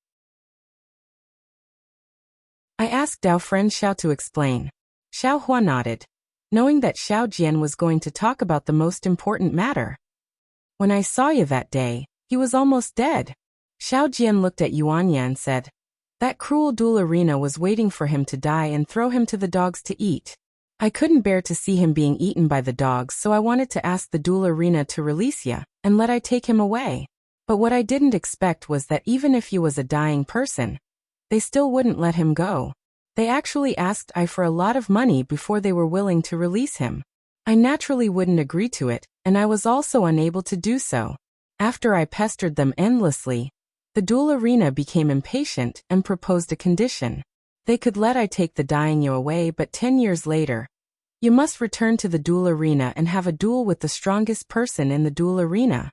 As long as you wins, they will return ya's indenture contract to ya and give you freedom. Ah.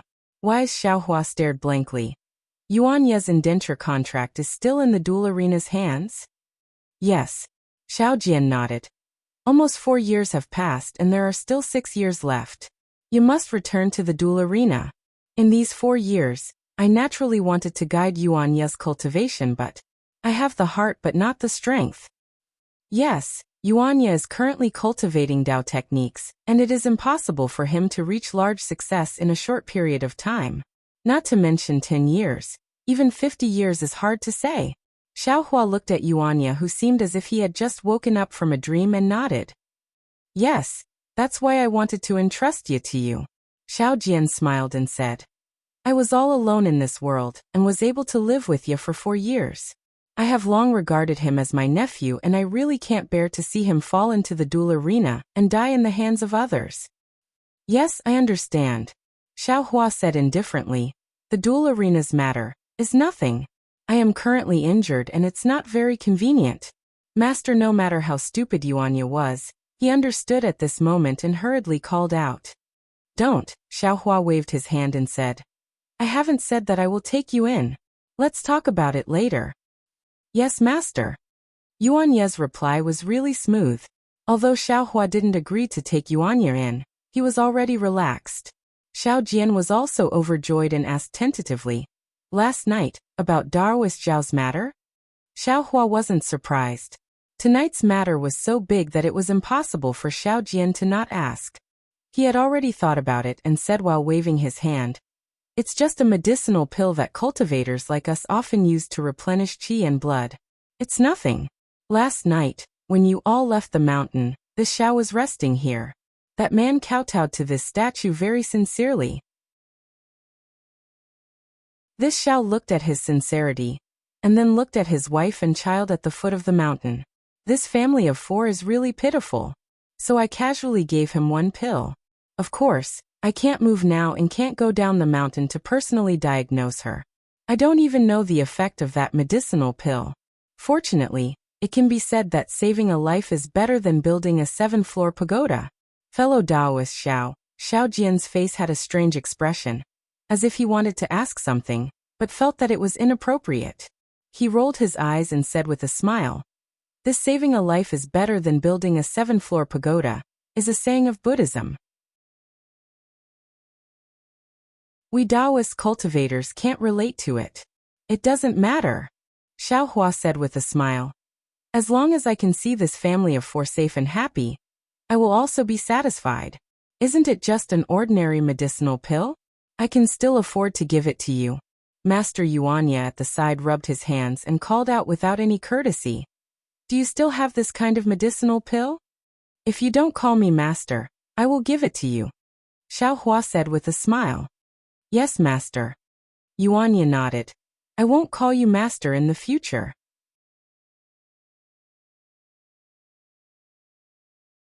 Chapter 3173. When Xiaohua heard this, he didn't know whether to laugh or cry. He helplessly looked at Yuan Ye's expectant eyes, and with a wave of his hand, he took out 2 parasol pills and threw them to Yuan Ye. He said, take this after you're injured. Normally, it's useless for cultivation. Yes, master. Yuan Ye took the parasol pills and scratched his head. He wanted to return one of them to Xiaohua again. The effect of this pill is so good.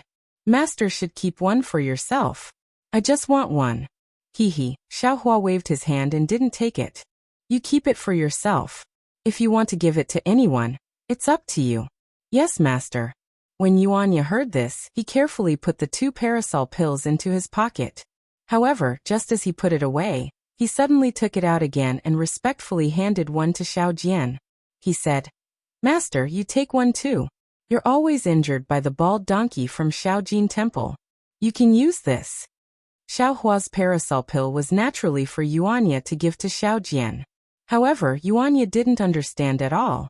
Xiao Jian at the side was really anxious. When he saw Yuan Ye finally come to his senses, he revealed a smile on his face. Who knew that before he could say anything, Yuan Ye would say something like that? His face immediately turned ashen.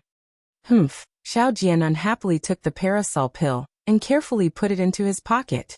He looked at Xiao Hua and said with a smile, "Thank you, fellow Xiao. No need. This was given to you by Yuanya, not by me." Xiao Hua waved his hand and looked at the sky. He said, "You all should go and rest. Perhaps tomorrow, there will be more people coming to Rivertide Temple." That's right. My Rivertide Temple is no longer the same as before. Tonight, I'm going to pray for the villagers of General Ridge," Xiao Jian said with a smile. "Although I already know Taoist Xiao's origin, I can't go back on my words." And Xiao Hua stood up. "I'm going to cultivate. You all can do as you wish." That Xiao Jian saw Xiao Hua stand up and hurriedly stood up. He wanted to say something but hesitated. Xiao Hua glanced at him and asked indifferently, "Fellow Taoist, is there anything else? I know that fellow Taoist Xiao will leave the Longevity Town in 10 days. In these 10 days, if there is a sincere person who comes to my Rivertide Temple to pay respects to Taoist Xiao, would Taoist Xiao be willing to help?"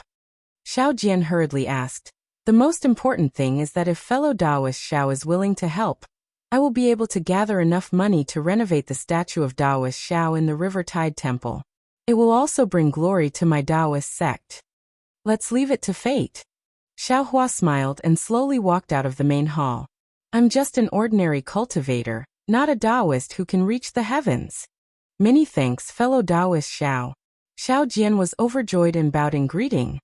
He believed that with his silver tongue and Xiao Hua's occasional methods, the incense offerings of Jiangtiao Temple would definitely surpass Xiaojin Temple. However, this thought only lasted for a moment, and he immediately laughed involuntarily. With Xiao Hua's help, how could the Taoist school be defeated in the challenge 10 days later? After 10 days, Xiaojin Temple will no longer exist in Longevity Town. It doesn't matter if the Jiangtiao Temple doesn't have any incense offerings. "Oh right, fellow Taoist Xiao." Seeing Xiao Hua walk out of the main hall, Xiao Jian suddenly thought of something and hurriedly said, "Oh, is there anything else?" Xiao Hua stopped and asked curiously, "That. I know that fellow Taoist is an expert." Xiao Jian rubbed his hands and asked embarrassedly, "But I don't have confidence in my heart, so I want to ask, fellow Taoist's cultivation is, what level is it in the first grade of essence energy?" "Oh, first grade of essence energy? What level?" Xiao Hua stared blankly. How would he know what level of essence energy his cultivation was? Previously, when he was in the West Ocean, he saw a sea beast that Taoist leopard called 4th grade essence energy. Moreover, he and the others were also called 2nd and 3rd grade essence energy cultivators by Xian Cheng. As for how the essence energy was divided, he didn't really care. No matter what level of essence energy it was, it would still be killed by him. Xiao Hua rolled his eyes and said with a smile, "Taoist Xiao, how are the levels of essence energy divided? To tell you the truth, I have always been in seclusion, so I'm not too sure." How is that possible?" Xiao Jian sucked in a breath of cold air, and his eyes flashed with extreme suspicion. However, this suspicion slowly disappeared in front of Xiao Hua's smile and gaze that didn't seem to be fake. Then, after the cloud of suspicion, there was a deep sense of loss. He didn't even know how to divide the original levels.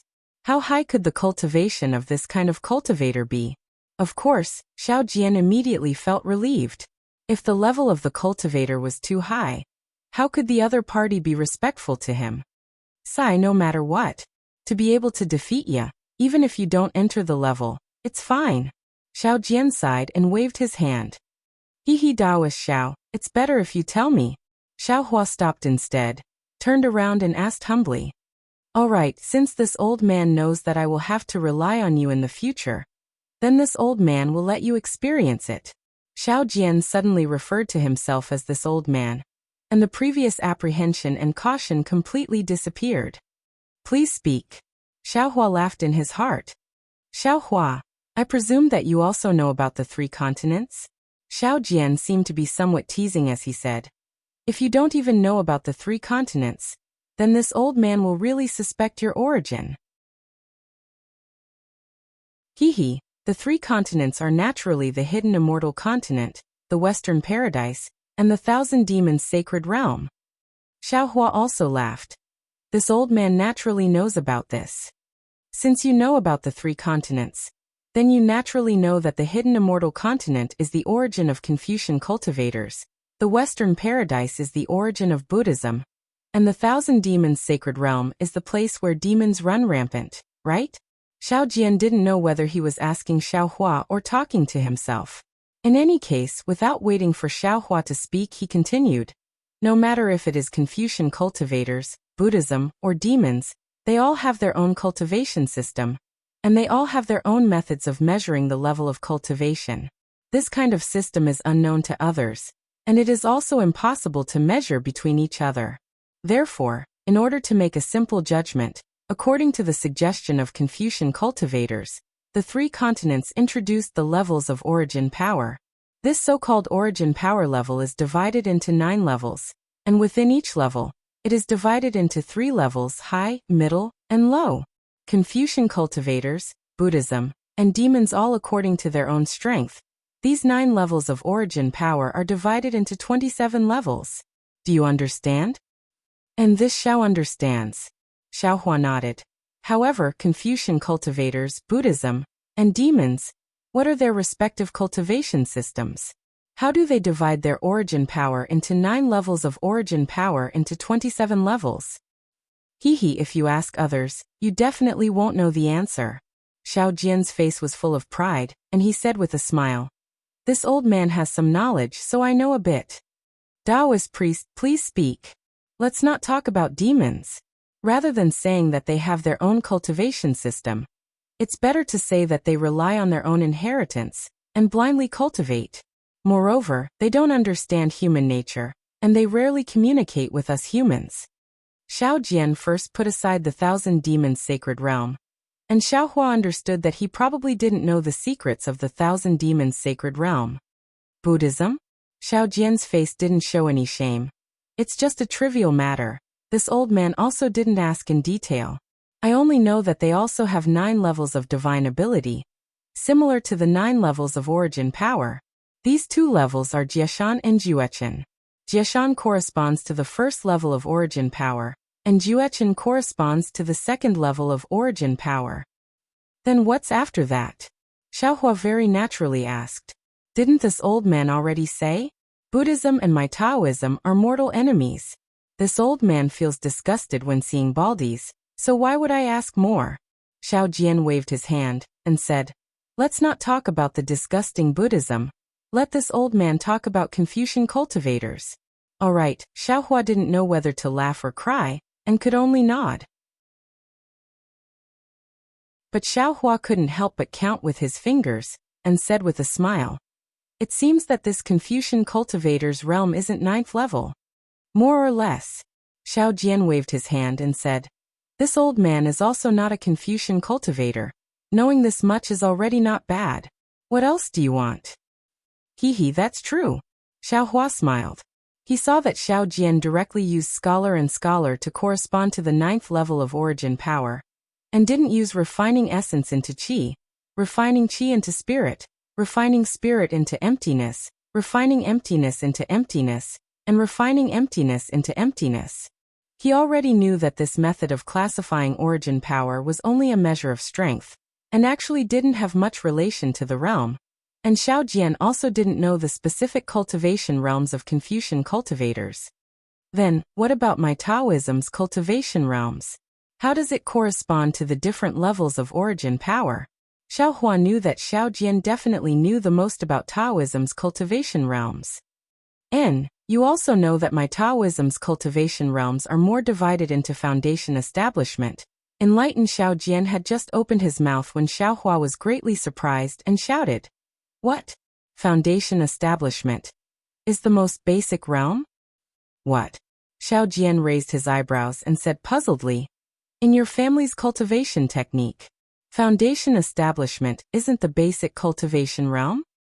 Hu Xiaohua took a deep breath and said with a smile, "Taoist priest, please tell me, I was a bit reckless." Xiao Jian glanced at Xiaohua and said again, "After enlightened is fusion, heart-stirring soul solitude, gold core, nascent soul, out of body, spirit severing, unity, tribulation passing, and Mahayana." Oh, Xiaohua heard the familiar words gold core, nascent soul, and even spirit severing, and became pensive in his heart. Xiao Jian continued. My Taoism's foundation establishment, enlightened and fusion correspond to the lower, middle and upper levels of the first level of origin power. Heart-stirring and soul solitude correspond to the second level of origin power. Gold core, nascent soul, out of body, spirit severing, unity, tribulation passing, and Mahayana correspond to the other levels of origin power from the third level to the ninth level. Oh, so that's how it is. Xiaohua understood, but he still asked cautiously, Taoist priest Xiao, when true qi transforms into true essence, and true essence condenses in the dantian to form a core, what realm is that? Hearing Xiaohua's question, Taoist priest Xiao became even more discouraged, and said almost unhappily, I don't have any cultivation. How would I know this? Could it be you've already formed a core? Fellow Taoist Xiao, sometimes, it's better not bite off more than you can chew.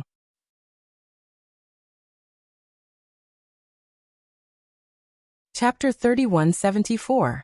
Zhang Xiaohua's heart was greatly shaken. Who else could it be? Wasn't it the last deity transformation cultivator that Zhang Xiaohua hadn't encountered after coming to this Xiaoyu continent? Xian Le Sex Chan Si Miao? Zhang Xiaohua steadied herself and looked over. She saw that not far from Feng Shu, there was also a faint illusory figure looking at her with eyes full of pleasant surprise. Zhang Xiaohua was greatly surprised. She really couldn't imagine. How did she suddenly become a treasure that everyone wanted to snatch? Chan Si Miao, what's the meaning of this? This thing was first encountered by this old man. And it was also this old man who made the first move. You don't have any reason. Yet you also want to get involved? Feng Shu sneered. Thing. Zhang Xiaohua's heart went cold, and she inwardly sneered. I am actually a thing. Hee, what's wrong? Feng Shu, you're not happy? I was wondering why you repeatedly prevented me from investigating this little thing's meridians in the demon-resisting valley. It turns out that this little thing's body still has such a universe. Chan Si Miao sneered. Perhaps that soul-searching technique of yours was also deliberately used.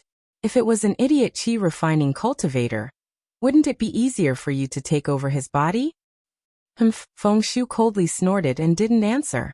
Only after a long while did he say, since you know the importance of this person to this old man, you presumably also know that this old man must have him. You can leave now. Haha, it's precisely because I know his importance that this old man naturally also covets him. He's important to you, but isn't he equally important to this old man? But don't forget, this old man is also a spirit-severing cultivator, and in the future, I will also encounter the danger of crossing the tribulation. With such wide meridians and a sturdy body as a cauldron, how can this old man give it up?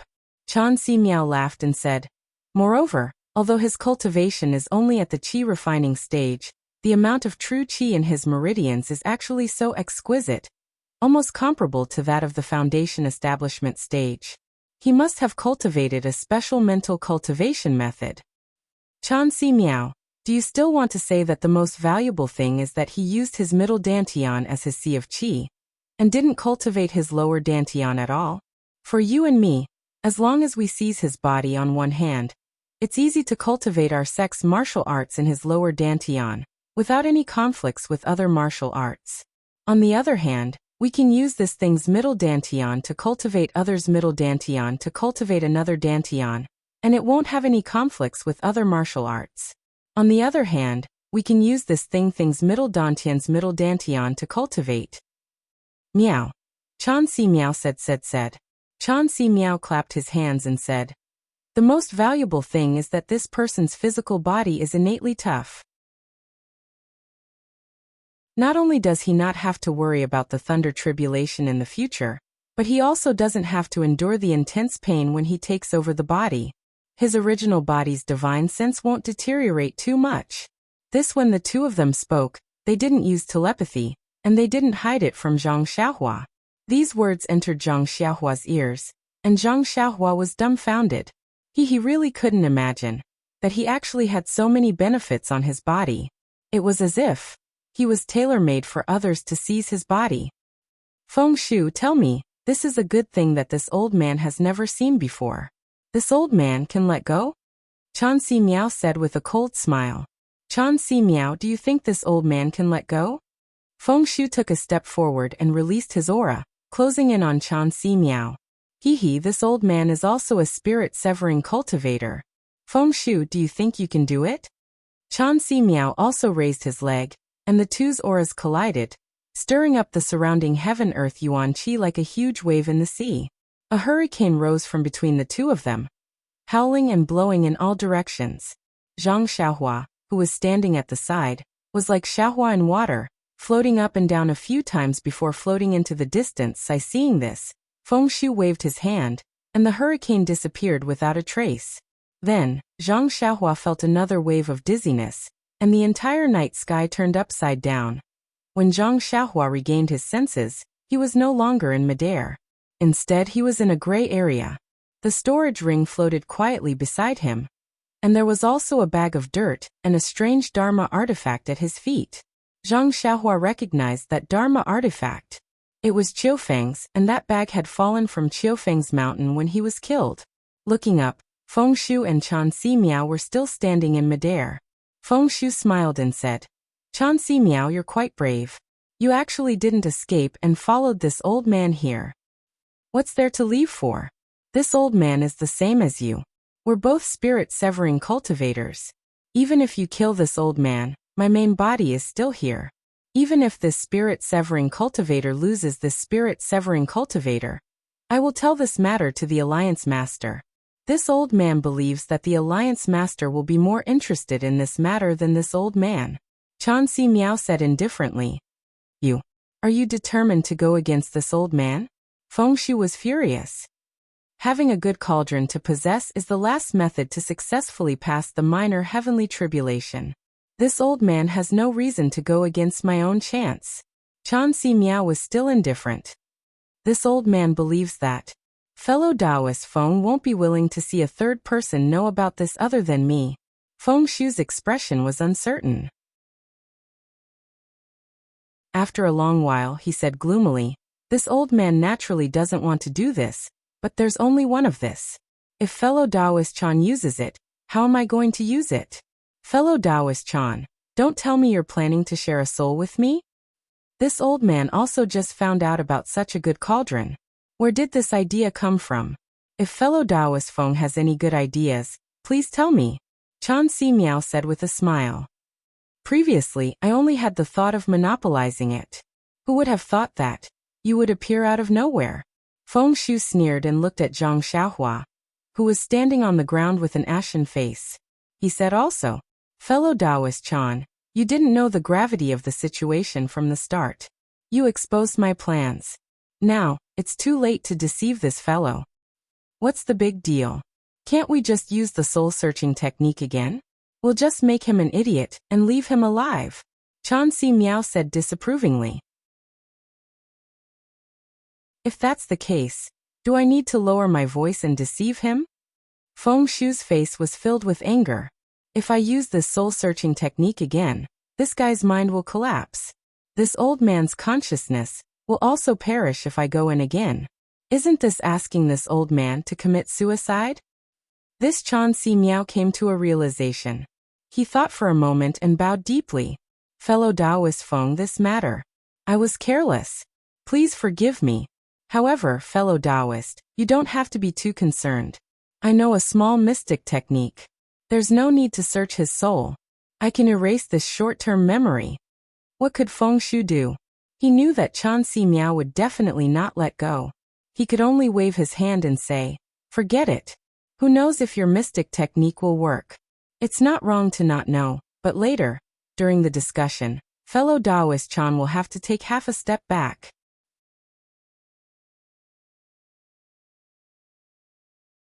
Chapter 3175.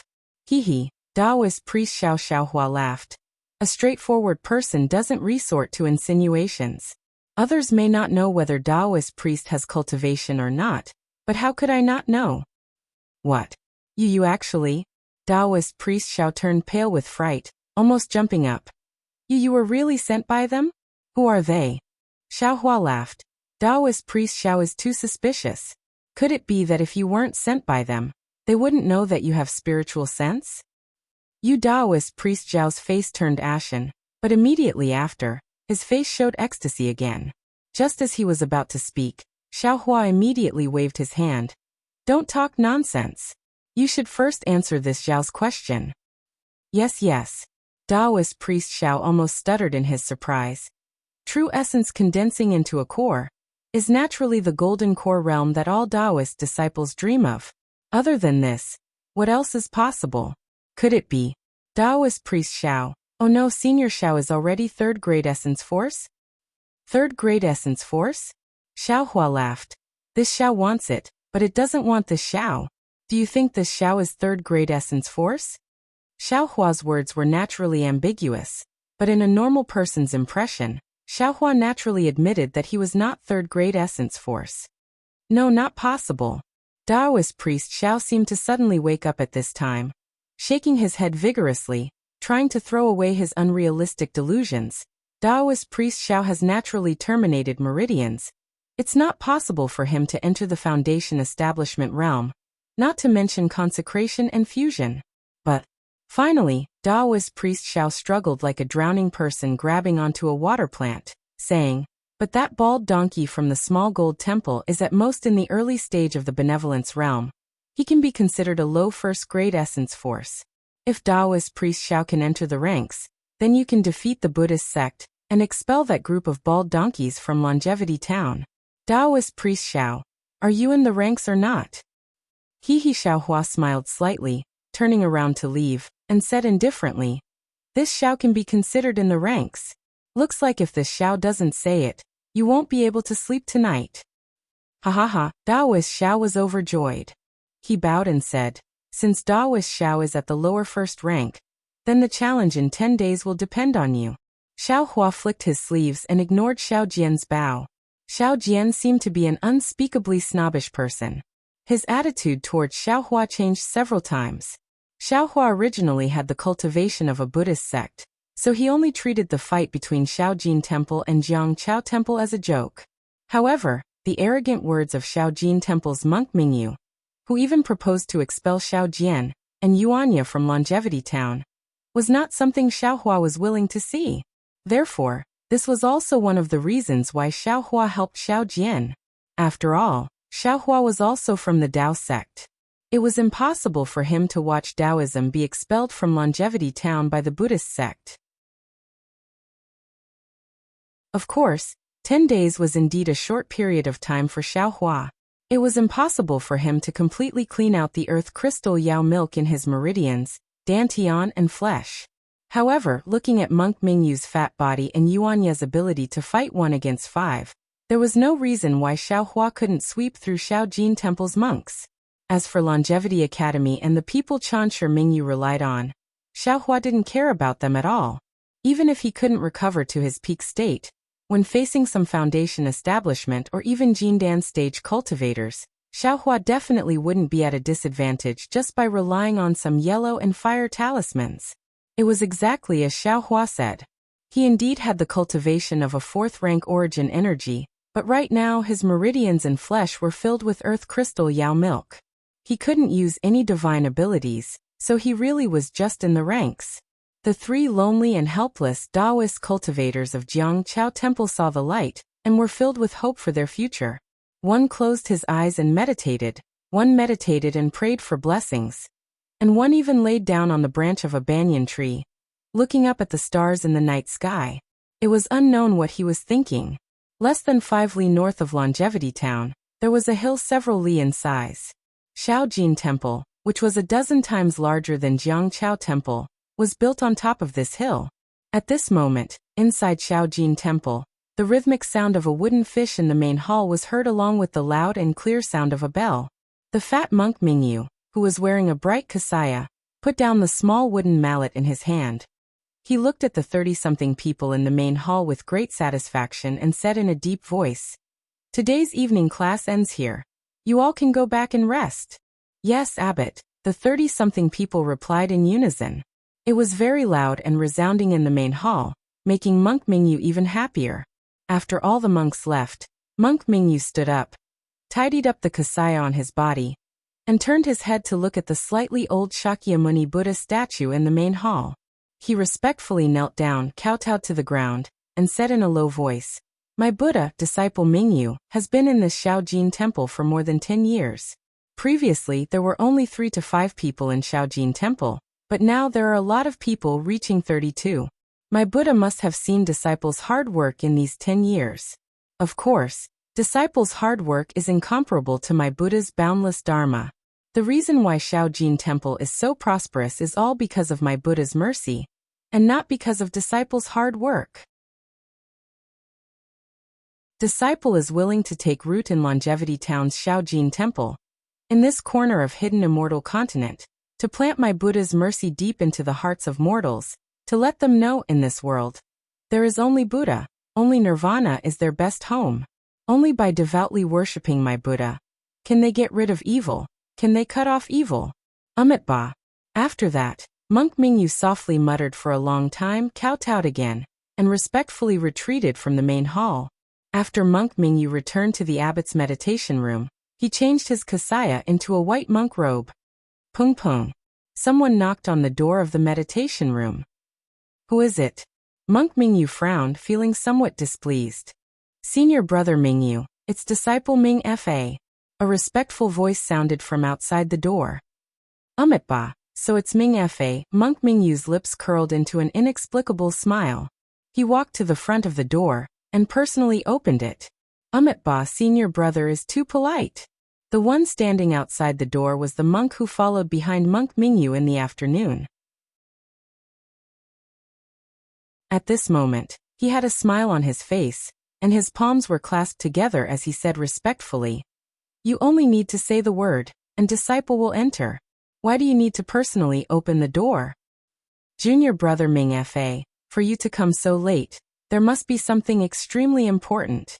Monk Mingyu invited Ming Fa into the room, and said with a smile, "To be able to rack your brains for my Shaojin temple, to be able to work tirelessly for the prosperity of my Buddhism sect, you are a meritorious servant of my Buddhism sect. This poor monk naturally has to personally open the door. Thank you for your trouble, senior brother." Ming Fa sat on the praying mat somewhat cautiously. Monk Mingyu personally held the pot, poured a cup of tea, and then asked with a smile, "May I know what is the matter, junior brother?"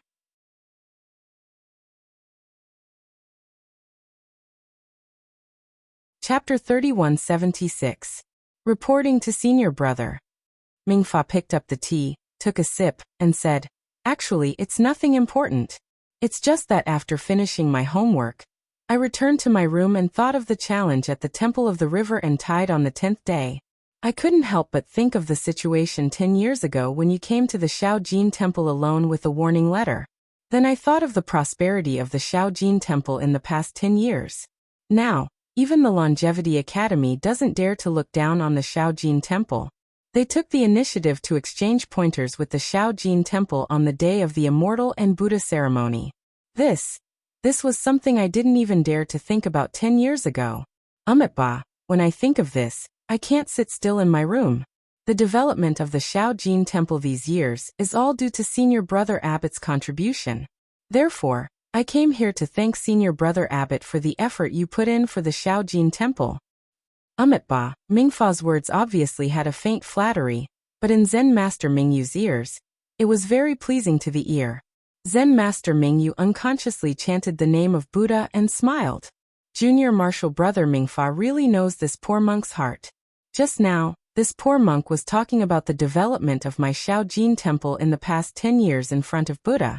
I talked about how when this poor monk first came to Shaojin Temple, there were only 2 junior martial brothers, Mingfa and Mingchan. I didn't expect junior brother to also be so emotional. It seems that our cultivation is still lacking. This heart of a dry well realm is still very far away. Ba, my Buddha is merciful. Please forgive me for my unstable state of mind. Ming Fa hurriedly put his palms together and said very sincerely, "Haha, junior brother Ming Fa, if Buddha sees that the small gold temple has become so prosperous in our hands, I'm afraid he won't punish you." Zen Master Mingyu immediately curled his lips and said with a smile, "For the Shaojin Temple, For the Buddhism sect, I'm willing to accept Buddha's punishment. Ming Fa also said. Junior brother, please have some tea. Zen Master Mingyu raised his cup and took a sip himself. He looked at the night sky outside the Zen door and sighed. Junior brother is right. Although we are Buddhists, we should have a pure heart and few desires. We should serve Buddha wholeheartedly. But in the end, we are just ordinary people. After all, we still have this stinky body. Seeing the Shaojin temple being so prosperous, how could we not be happy? How could he not be proud? Back then, when this old monk came to Small Gold Temple, the first person I paid my respects to was Immortal Academy's Zhu Junfeng. Although that Confucian Dean Zhu was very courteous to this old monk could tell from his disdainful gaze that he was rejecting my Buddhist sect. Yes, senior brother Abbot is right. In the 3 continents, other than the Western Paradise, which is the pure land of my Buddhist sect, the hidden immortal continent, and the Thousand Demons sacred realm, are not places that my Buddhist light shines upon. Within the Thousand Demons sacred territory, who knows how many disciples who are willing to sacrifice themselves for the development of our Buddhist sect have been buried in the mouths of demons. On the hidden immortal continent, there is the resistance of Confucian cultivators. The spread of our Buddhist sect's dharma has also been greatly hindered. We disciples of the Buddhist sect have a long way to go. Ming Fa nodded his head in agreement. That's right, junior brother Ming Fa. This is the voice of millions of Buddhist sect disciples. We are not afraid of blood and tears. We are not afraid of difficulties. We just want to illuminate the entire 3 continents with Buddhist light. Zen Master Mingyu's face showed a trace of redness. His eyes also flashed with fanaticism. Unfortunately, Ming Fa slightly clenched his teeth. The matters of this world are a test for us Buddhist disciples. In this small immortal town, not only does Immortal Academy have Ruotong Long tightly protecting their sphere of influence, even Taoism has revived from the ashes. A long time ago declined Rivertide Temple. A wandering Taoist dares to go against my Small Gold Temple, challenging the dignity of my Buddhist sect. Hee, I won't hide it from junior brother, Zen Master Mingyu said with a smile. Back then when this old monk saw that Taoist surnamed Zhao's face, I looked down on him from the bottom of my heart. What the hell? A scoundrel wants to challenge my Small Gold Temple in Immortal Town. Who does he think he is? Indeed, Ming Fa said with a smile. I remember the first time this old monk saw that so-called Taoist Xiao, he was no different from a beggar. However, this beggar-like person actually went against my Small Gold Temple in all aspects. Zen Master Mingyu said with a sigh. If not for the fact that this Rivertide Temple doesn't have many Taoist disciples, perhaps in these 3 to 4 years, that Rivertide Temple really could catch up to my Small Gold Temple. This can't help but make me think of our Small Gold Temple back then. At that time, in Zhu Juanfeng's eyes, you and I probably weren't much different from this Taoist Xiao, right? Hee, how could it be that simple? My Buddhist sect's dharma is boundless. What does his Taoist sect have? It's nothing more than some tricks. It's fine to deceive ordinary people, but in front of us, it's just a joke. I believe that Immortal Academy knows all of this.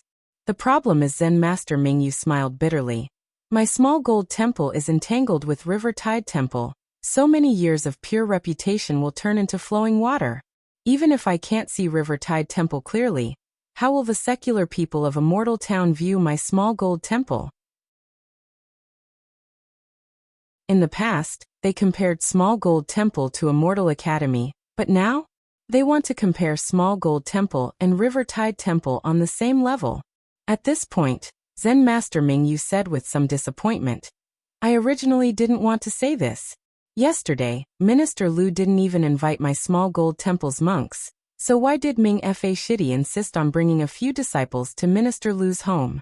Although Minister Lu didn't want to embarrass Small Gold Temple, so he gave half of the ritual to you. But can't you use your brain to think? How can my Buddhist sect's ritual be compared to Taoists? How can they be compared? Yes, Ming Fa's face showed some disapproval, but he still lowered his head and agreed. The most terrible thing is, Zen Master Mingyu didn't stop talking, and continued to reprimand. After the ritual, you actually had a conflict with Rivertide Temple. You and your group of close to 10 people against Rivertide Temple's 2 people. If others knew, it would be strange if my small gold temple wasn't laughed to death. Senior Abbot, I know I was wrong. Ming Fa had no choice but to lower his head and explain. It wasn't that I insisted on going to Minister Lu's home to fight with Riverside Temple for the ritual. It was that this ritual was agreed upon the last time Minister Lu came to my small gold temple to worship Buddha. Who knows what Taoist Xiao said to Minister Lu? I'm afraid he sowed discord and said that my small gold temple was in the wrong. That was why Minister Lu was persuaded to invite Riverside Temple over. I only went to Minister Lu's home as agreed, but I only bumped into Riverside Temple. And Minister Lu also said it clearly he was careless and mixed up the matter. Sai, forget it. 10 days later, this kind of thing won't happen again. Shitty, you have to take this as a lesson and never let it happen again. Zen Master Mingyu sighed, and didn't want to pursue the matter. Senior Abbot, 10 days later. Which Shirshu will be coming? Why will he come? Ming Fa's eyes lit up and asked curiously. If I'm not wrong, it should be Yunlin Temple's Shirshu Xinghai. Speaking of Xinghai, Zen Master Mingyu's eyes lit up, as if he was envious and jealous. It was a rare look. Senior Abbot. Ming Fa was even more curious and hurriedly said, didn't you come from Yunlin Temple? 10 years ago, you were entrusted with an important task, and came to my small gold temple. Then you must be familiar with Shirshu Xinghai. What kind of expert is he? Zen Master Mingyu laughed and said, my Yunlin temple has thousands of monks. Although they are all devoted to Buddha, they all have their own responsibilities. Shirshu Xinghai is my Buddhist protector and has Buddhist supernatural powers. How can I know him? I have only seen Shirshu Xinghai a few times on some occasions. Speaking of Buddhist supernatural powers, Senior Abbot, you have to explain it to Shitty. Ming Fa's eyes were even more fervent. For us small gold temple Buddhas, other than Shitty who came from Yunlin Temple, we all entered Buddhism from small gold temple. We are really ignorant.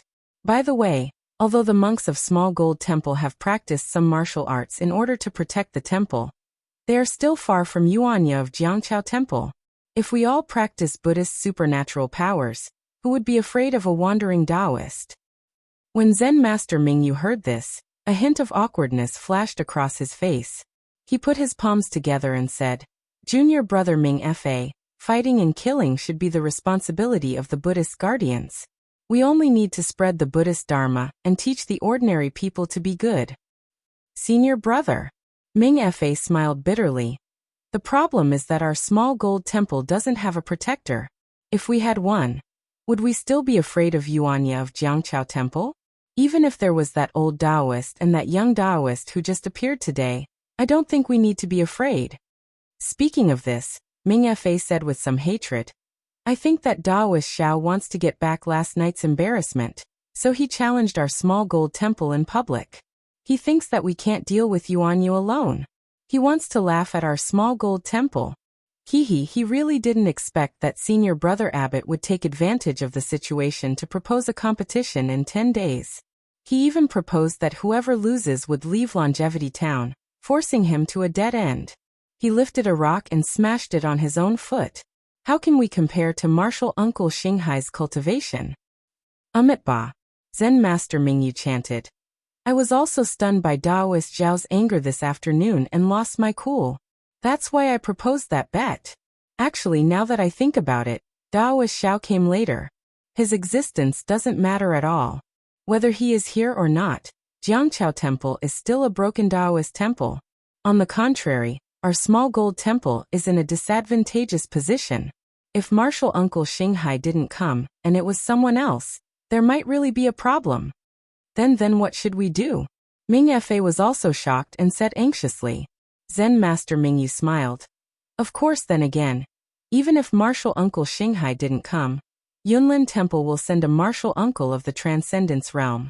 That Yuanya is definitely not his opponent. You and I can rest assured.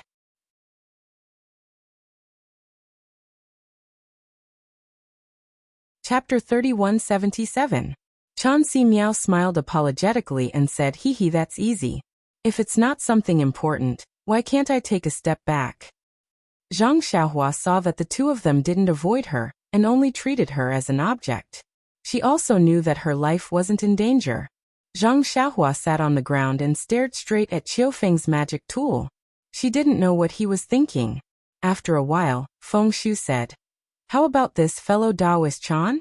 I have an idea, but I don't know if it's suitable." "Feng Shu, please tell me. I'm all ears." "Yes, this cauldron is the last resort for us to get through the heavenly tribulation. If we all get through the heavenly tribulation safely, we won't need this cauldron. So, I was thinking, instead of fighting over this cauldron now, why don't we put it away first?" Chan Si Miao's eyes lit up and he nodded. "That's right. We're only in the middle stage of the soul formation stage. There's still some time before we pass the minor tribulation. Why should we fight to the death now? Why don't we use it when we pass the minor tribulation in the future? Also, if fellow Daoist Chan successfully passes the tribulation, we won't have to fight over it, right?" Feng Shu flattered him. "Hee, thank you for your kind words." Chan Si Miao smiled and said, "Also, although our cultivation levels are similar, we won't pass the tribulation at the same time. How about this, let's make an agreement. Whoever passes the tribulation first gets to use the cauldron first. If the person who passes the tribulation first succeeds, the cauldron will be given to the person who passes the tribulation later. What do you think?" "Hee, very good. I like it." Feng Shu clapped his hands and said, "It's decided then." However, when he looked at Zhang Xiaohua, Feng Shu frowned and said, "We can make an agreement like this in the future, but what about now? This old man originally planned to let this guy go to my Immortal Ascension sect first. After this old man is done with the Imperial Demon Valley, I will take him in as a disciple and use my sect's cultivation method to cultivate him. In the future, when I possess his body, he will have a good foundation." This Chan Si Miao was also in a difficult position. According to his thoughts, naturally, he also wanted to get Zhang Xiaohua into his Immortal Music sect, and use the Immortal Music sect's cultivation techniques to cultivate her. In the future, when he wanted to possess her, it would be twice the result with half the effort. Of course, at this moment, it didn't matter who took Zhang Xiaohua.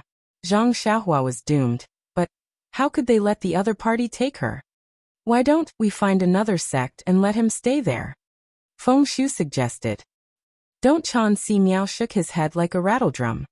As long as such a good cauldron is placed in Dawn Rain Continent, all the cultivators who are about to transcend their tribulations will definitely fight over it. We absolutely can't let any sect know about it. Of course, Chan Si Miao did not say one more thing. Who knows what the other sects have to do with you? If you did something, how would I know? Perhaps even if I was the first to use the cauldron, I would still fall into your trap.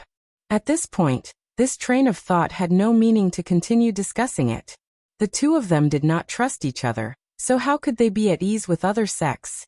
The two of them stood facing each other quietly. After a long while, Chan Si Miao urged, "Fellow Daoist Feng, could it be that there's no other way? Could it be that we're going to imprison this guy somewhere? Or let this guy cultivate alone in Dawn Rain Continent?" Feng Shu's eyes lit up. He clapped and said, "Fellow Daoist Chan is right. Why can't we?" Where does fellow Daoist Feng want to imprison this guy?" Chan Si Miao was slightly stunned. It's not good to imprison him. After all, this cauldron is someone we want to possess in the future. Imprison him for a long time will be detrimental to our future development. Fellow Daoist Feng, don't tell me you're going to throw him to Dawn Rain Continent." Chan Si Miao said in disbelief. "If he's discovered by others, how can we still have a chance?" Fellow Daoist Chan. Have you forgotten that the big hide in the city and the small hide in the wilderness? Even if you imprison this guy somewhere, he'll still be discovered by others. Furthermore, there will be many chances of him being discovered.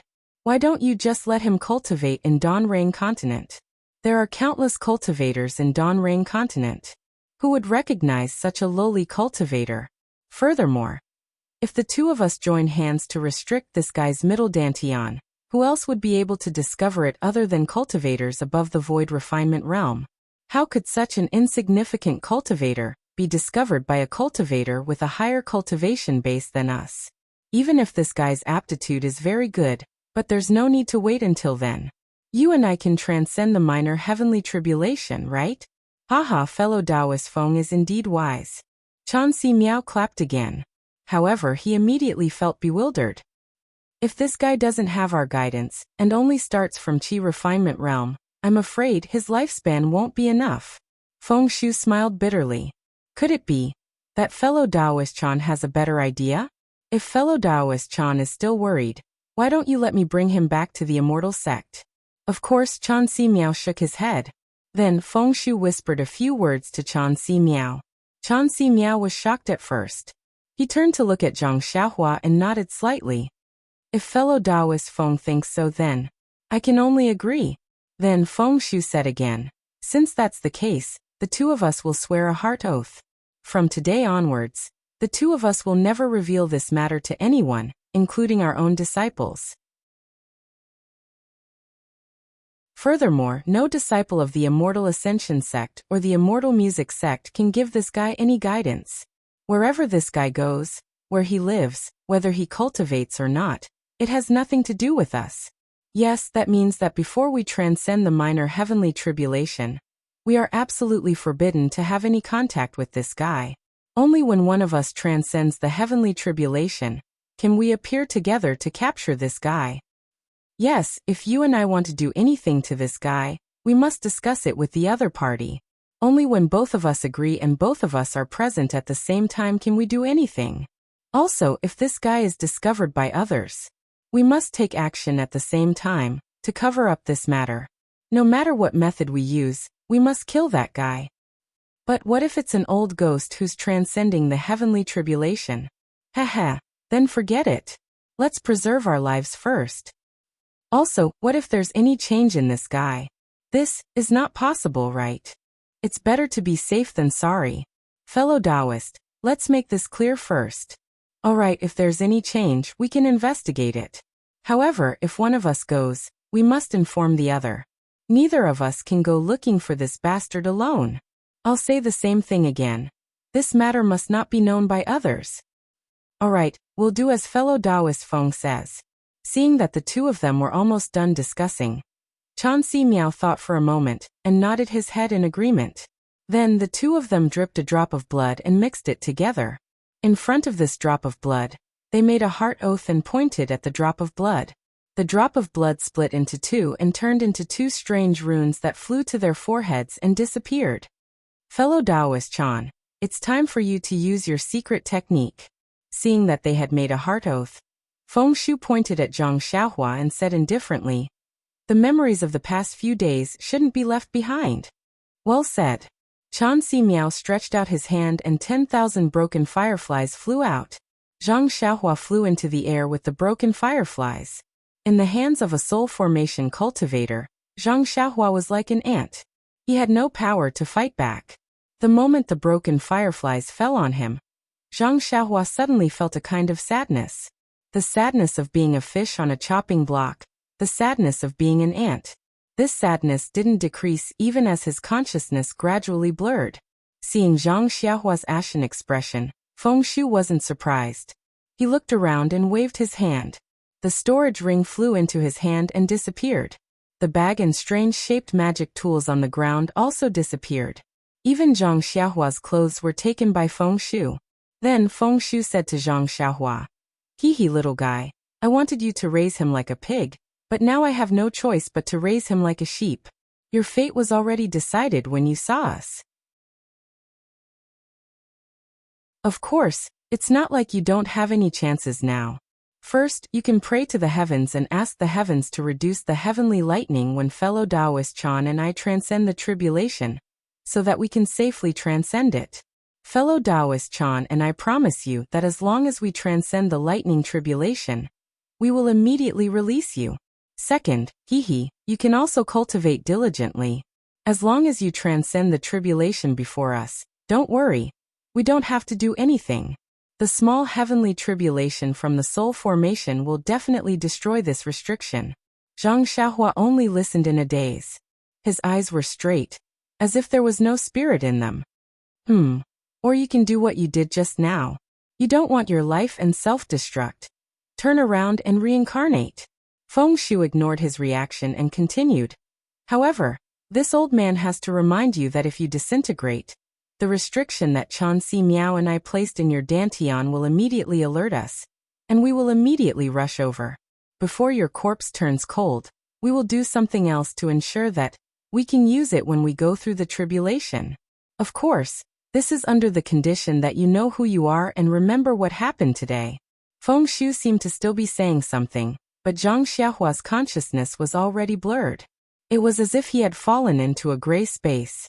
There was no possession, no furnace, no pain, no sadness. Fellow Taoist Feng, seeing Xiaohua standing in the air with an expressionless face, Chan Si Miao smiled and said, I was fortunate enough to not disappoint you.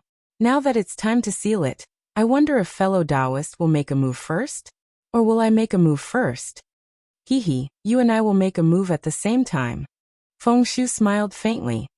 Just now I thought of something. It seems that your immortal music sect and my immortal ascension sect both have half of the incomplete heaven and earth dual forms devil sealing formation, right? Fellow Taoist Chan, don't tell me that you haven't studied it properly. Ha ha ha, Chan Si Miao laughed and clapped his hands. I also have the same idea. If we use this incomplete immortal formation to seal this guy, even void refinement realm cultivators, or even higher cultivators won't be able to break it. Not only that, a trace of ruthlessness flashed through Feng Shu's eyes. Not only do you and I want to seal this guy's middle dantian, we also want to seal his Naiwan palace so that he can't cultivate normally. Furthermore, fellow Taoist Chan has the advantage in the middle dantian seal, while I has the advantage in the Naiwan palace seal. These two seals are connected by the heaven and earth dual forms devil sealing formation. Even if the old ghost Du Jie comes to break the seal and take over this guy's body, we will make him suffer. Alright. Let's do as fellow Taoist Feng says. Chan Si Miao laughed loudly and waved his hands. Countless mysterious spells were cast one after another. Countless hurricanes rushed into his hands from 100 li in the sky and gradually drew countless white brilliance. At the same time, Feng Shu did the same. Wherever he waved his spells, countless black brilliance was also produced. For a moment, the color of heaven and earth changed. Rumble thunder faintly appeared in the sky. It was as if the heavens were mourning for Xiaohua, who had just stepped into the dawn rain continent and hadn't seriously looked at the beautiful scenery around him. Boom! After an extremely loud sound, countless air waves rushed in all directions. Seeing the two layers of black and white seals fused together, and entering Xiaohua's Naiwan palace and middle dantian without any obstruction, Chan Si Miao and Feng Shu raised their heads and looked at each other with a dignified expression. At the same time, they raised their hands. A white brilliance like a silk was drawn out from Xiaohua's middle dantian, and swam extremely slowly toward the Naiwan palace. At the same time, a black brilliance like a black line was produced in the Naiwan palace, and welcomed the white silk. Even the avatars of the two spirit-severing cultivators were extremely solemn at this time. Their gazes were fixed on the black and white silk and didn't dare to be negligent. The strange thing was that the two gossamers were like ants. Every time they swam an inch, the void seemed to be about to collapse. Every time they swam an inch, the two avatars also became a bit dimmer. It seemed that at this time, even the two avatars couldn't support this immortal seal. The moment the two gossamers touched, a mournful wail like a ghost and a howl like a wolf suddenly appeared. A strong fluctuation followed. The two gossamers instantly turned gray and entered Zhang Xiaohua's body. It quickly rushed in all directions. The wind and clouds in the sky changed again. This seal actually triggered a celestial phenomenon. Thousands of crystal lights burst out from the two avatars. The avatars of the two spirit-severing cultivators, Chan Si Miao and Feng Shu, rapidly dimmed and then turned into specks of light and disappeared in midair. Rumble wherever the fluctuation passed. Countless lightning flashed and thunder roared from the sky. There was also a torrential downpour. It was as if the heavens were crying, and also as if the heavens were angry. Following the thunderstorm, Zhang Xiaohua's naked body fell from the sky. Two sparkling tears hung from the corners of his eyes. It was unknown whether they were tears of the heavens or his own tears. The rain continued for several days, and the lightning flashed in the sky for several days. It was impossible for the anger to not have an end. When the anger had no target to vent, the clouds gradually parted and the rain stopped. A 7-colored rainbow hung in the sky like a giant opened eye, revealing a strong sense of pity. Under the eyebrows of the giant eye, a black dot gradually got closer. When it got closer, it was a magic treasure that looked like a small boat flying over. However, the strange thing was that there was no one on the magic treasure. It seemed to be an ownerless magic treasure. However, when the magic treasure flew over a mountain stream, the light of the setting sun reflected on the magic treasure. A cultivator in a green Taoist robe suddenly sat up from the magic treasure. That's right, he sat up and even stretched his back. The cultivator looked at the sunlight reflected on the mountain peak and smacked his lips. Sigh. I just closed my eyes and another day has passed. Time is too short. At this point, the cultivator had already stood up. He tidied his Taoist robe and muttered to himself. This old man has been waiting outside the valley for so long, but I still haven't snatched anything good. Why did all the spirit stones in the world run into other people's pockets? Why didn't a single piece run into this Zhao's storage bag? Don't tell me I have to return to Yellowflower Ridge empty-handed again today? The cultivator said in a bored tone as he looked around. The rain from before was really heavy, and the mountain stream was full of flowing water. The water in the stream was very muddy, and it flowed everywhere. On both sides of the mountain stream, many small trees and branches were blown down by the strong wind. Many mountain rocks were also shattered by the lightning, rolling down from the top of the mountain. The mountain peak was in a mess. Io, is this a person? A white flower suddenly appeared from the dark green leaves, and was reflected in the cultivator's eyes. The cultivator cried out involuntarily. Wasn't this white flower person the sealed Zhang Xiaohua? She just rushed into the mountain stream along with the heavy rain. This person is actually still alive. The cultivator landed and immediately discovered with his divine sense. He couldn't help but frown. If she's dead, it's easy to deal with. I can just bury her. But this person, forget it.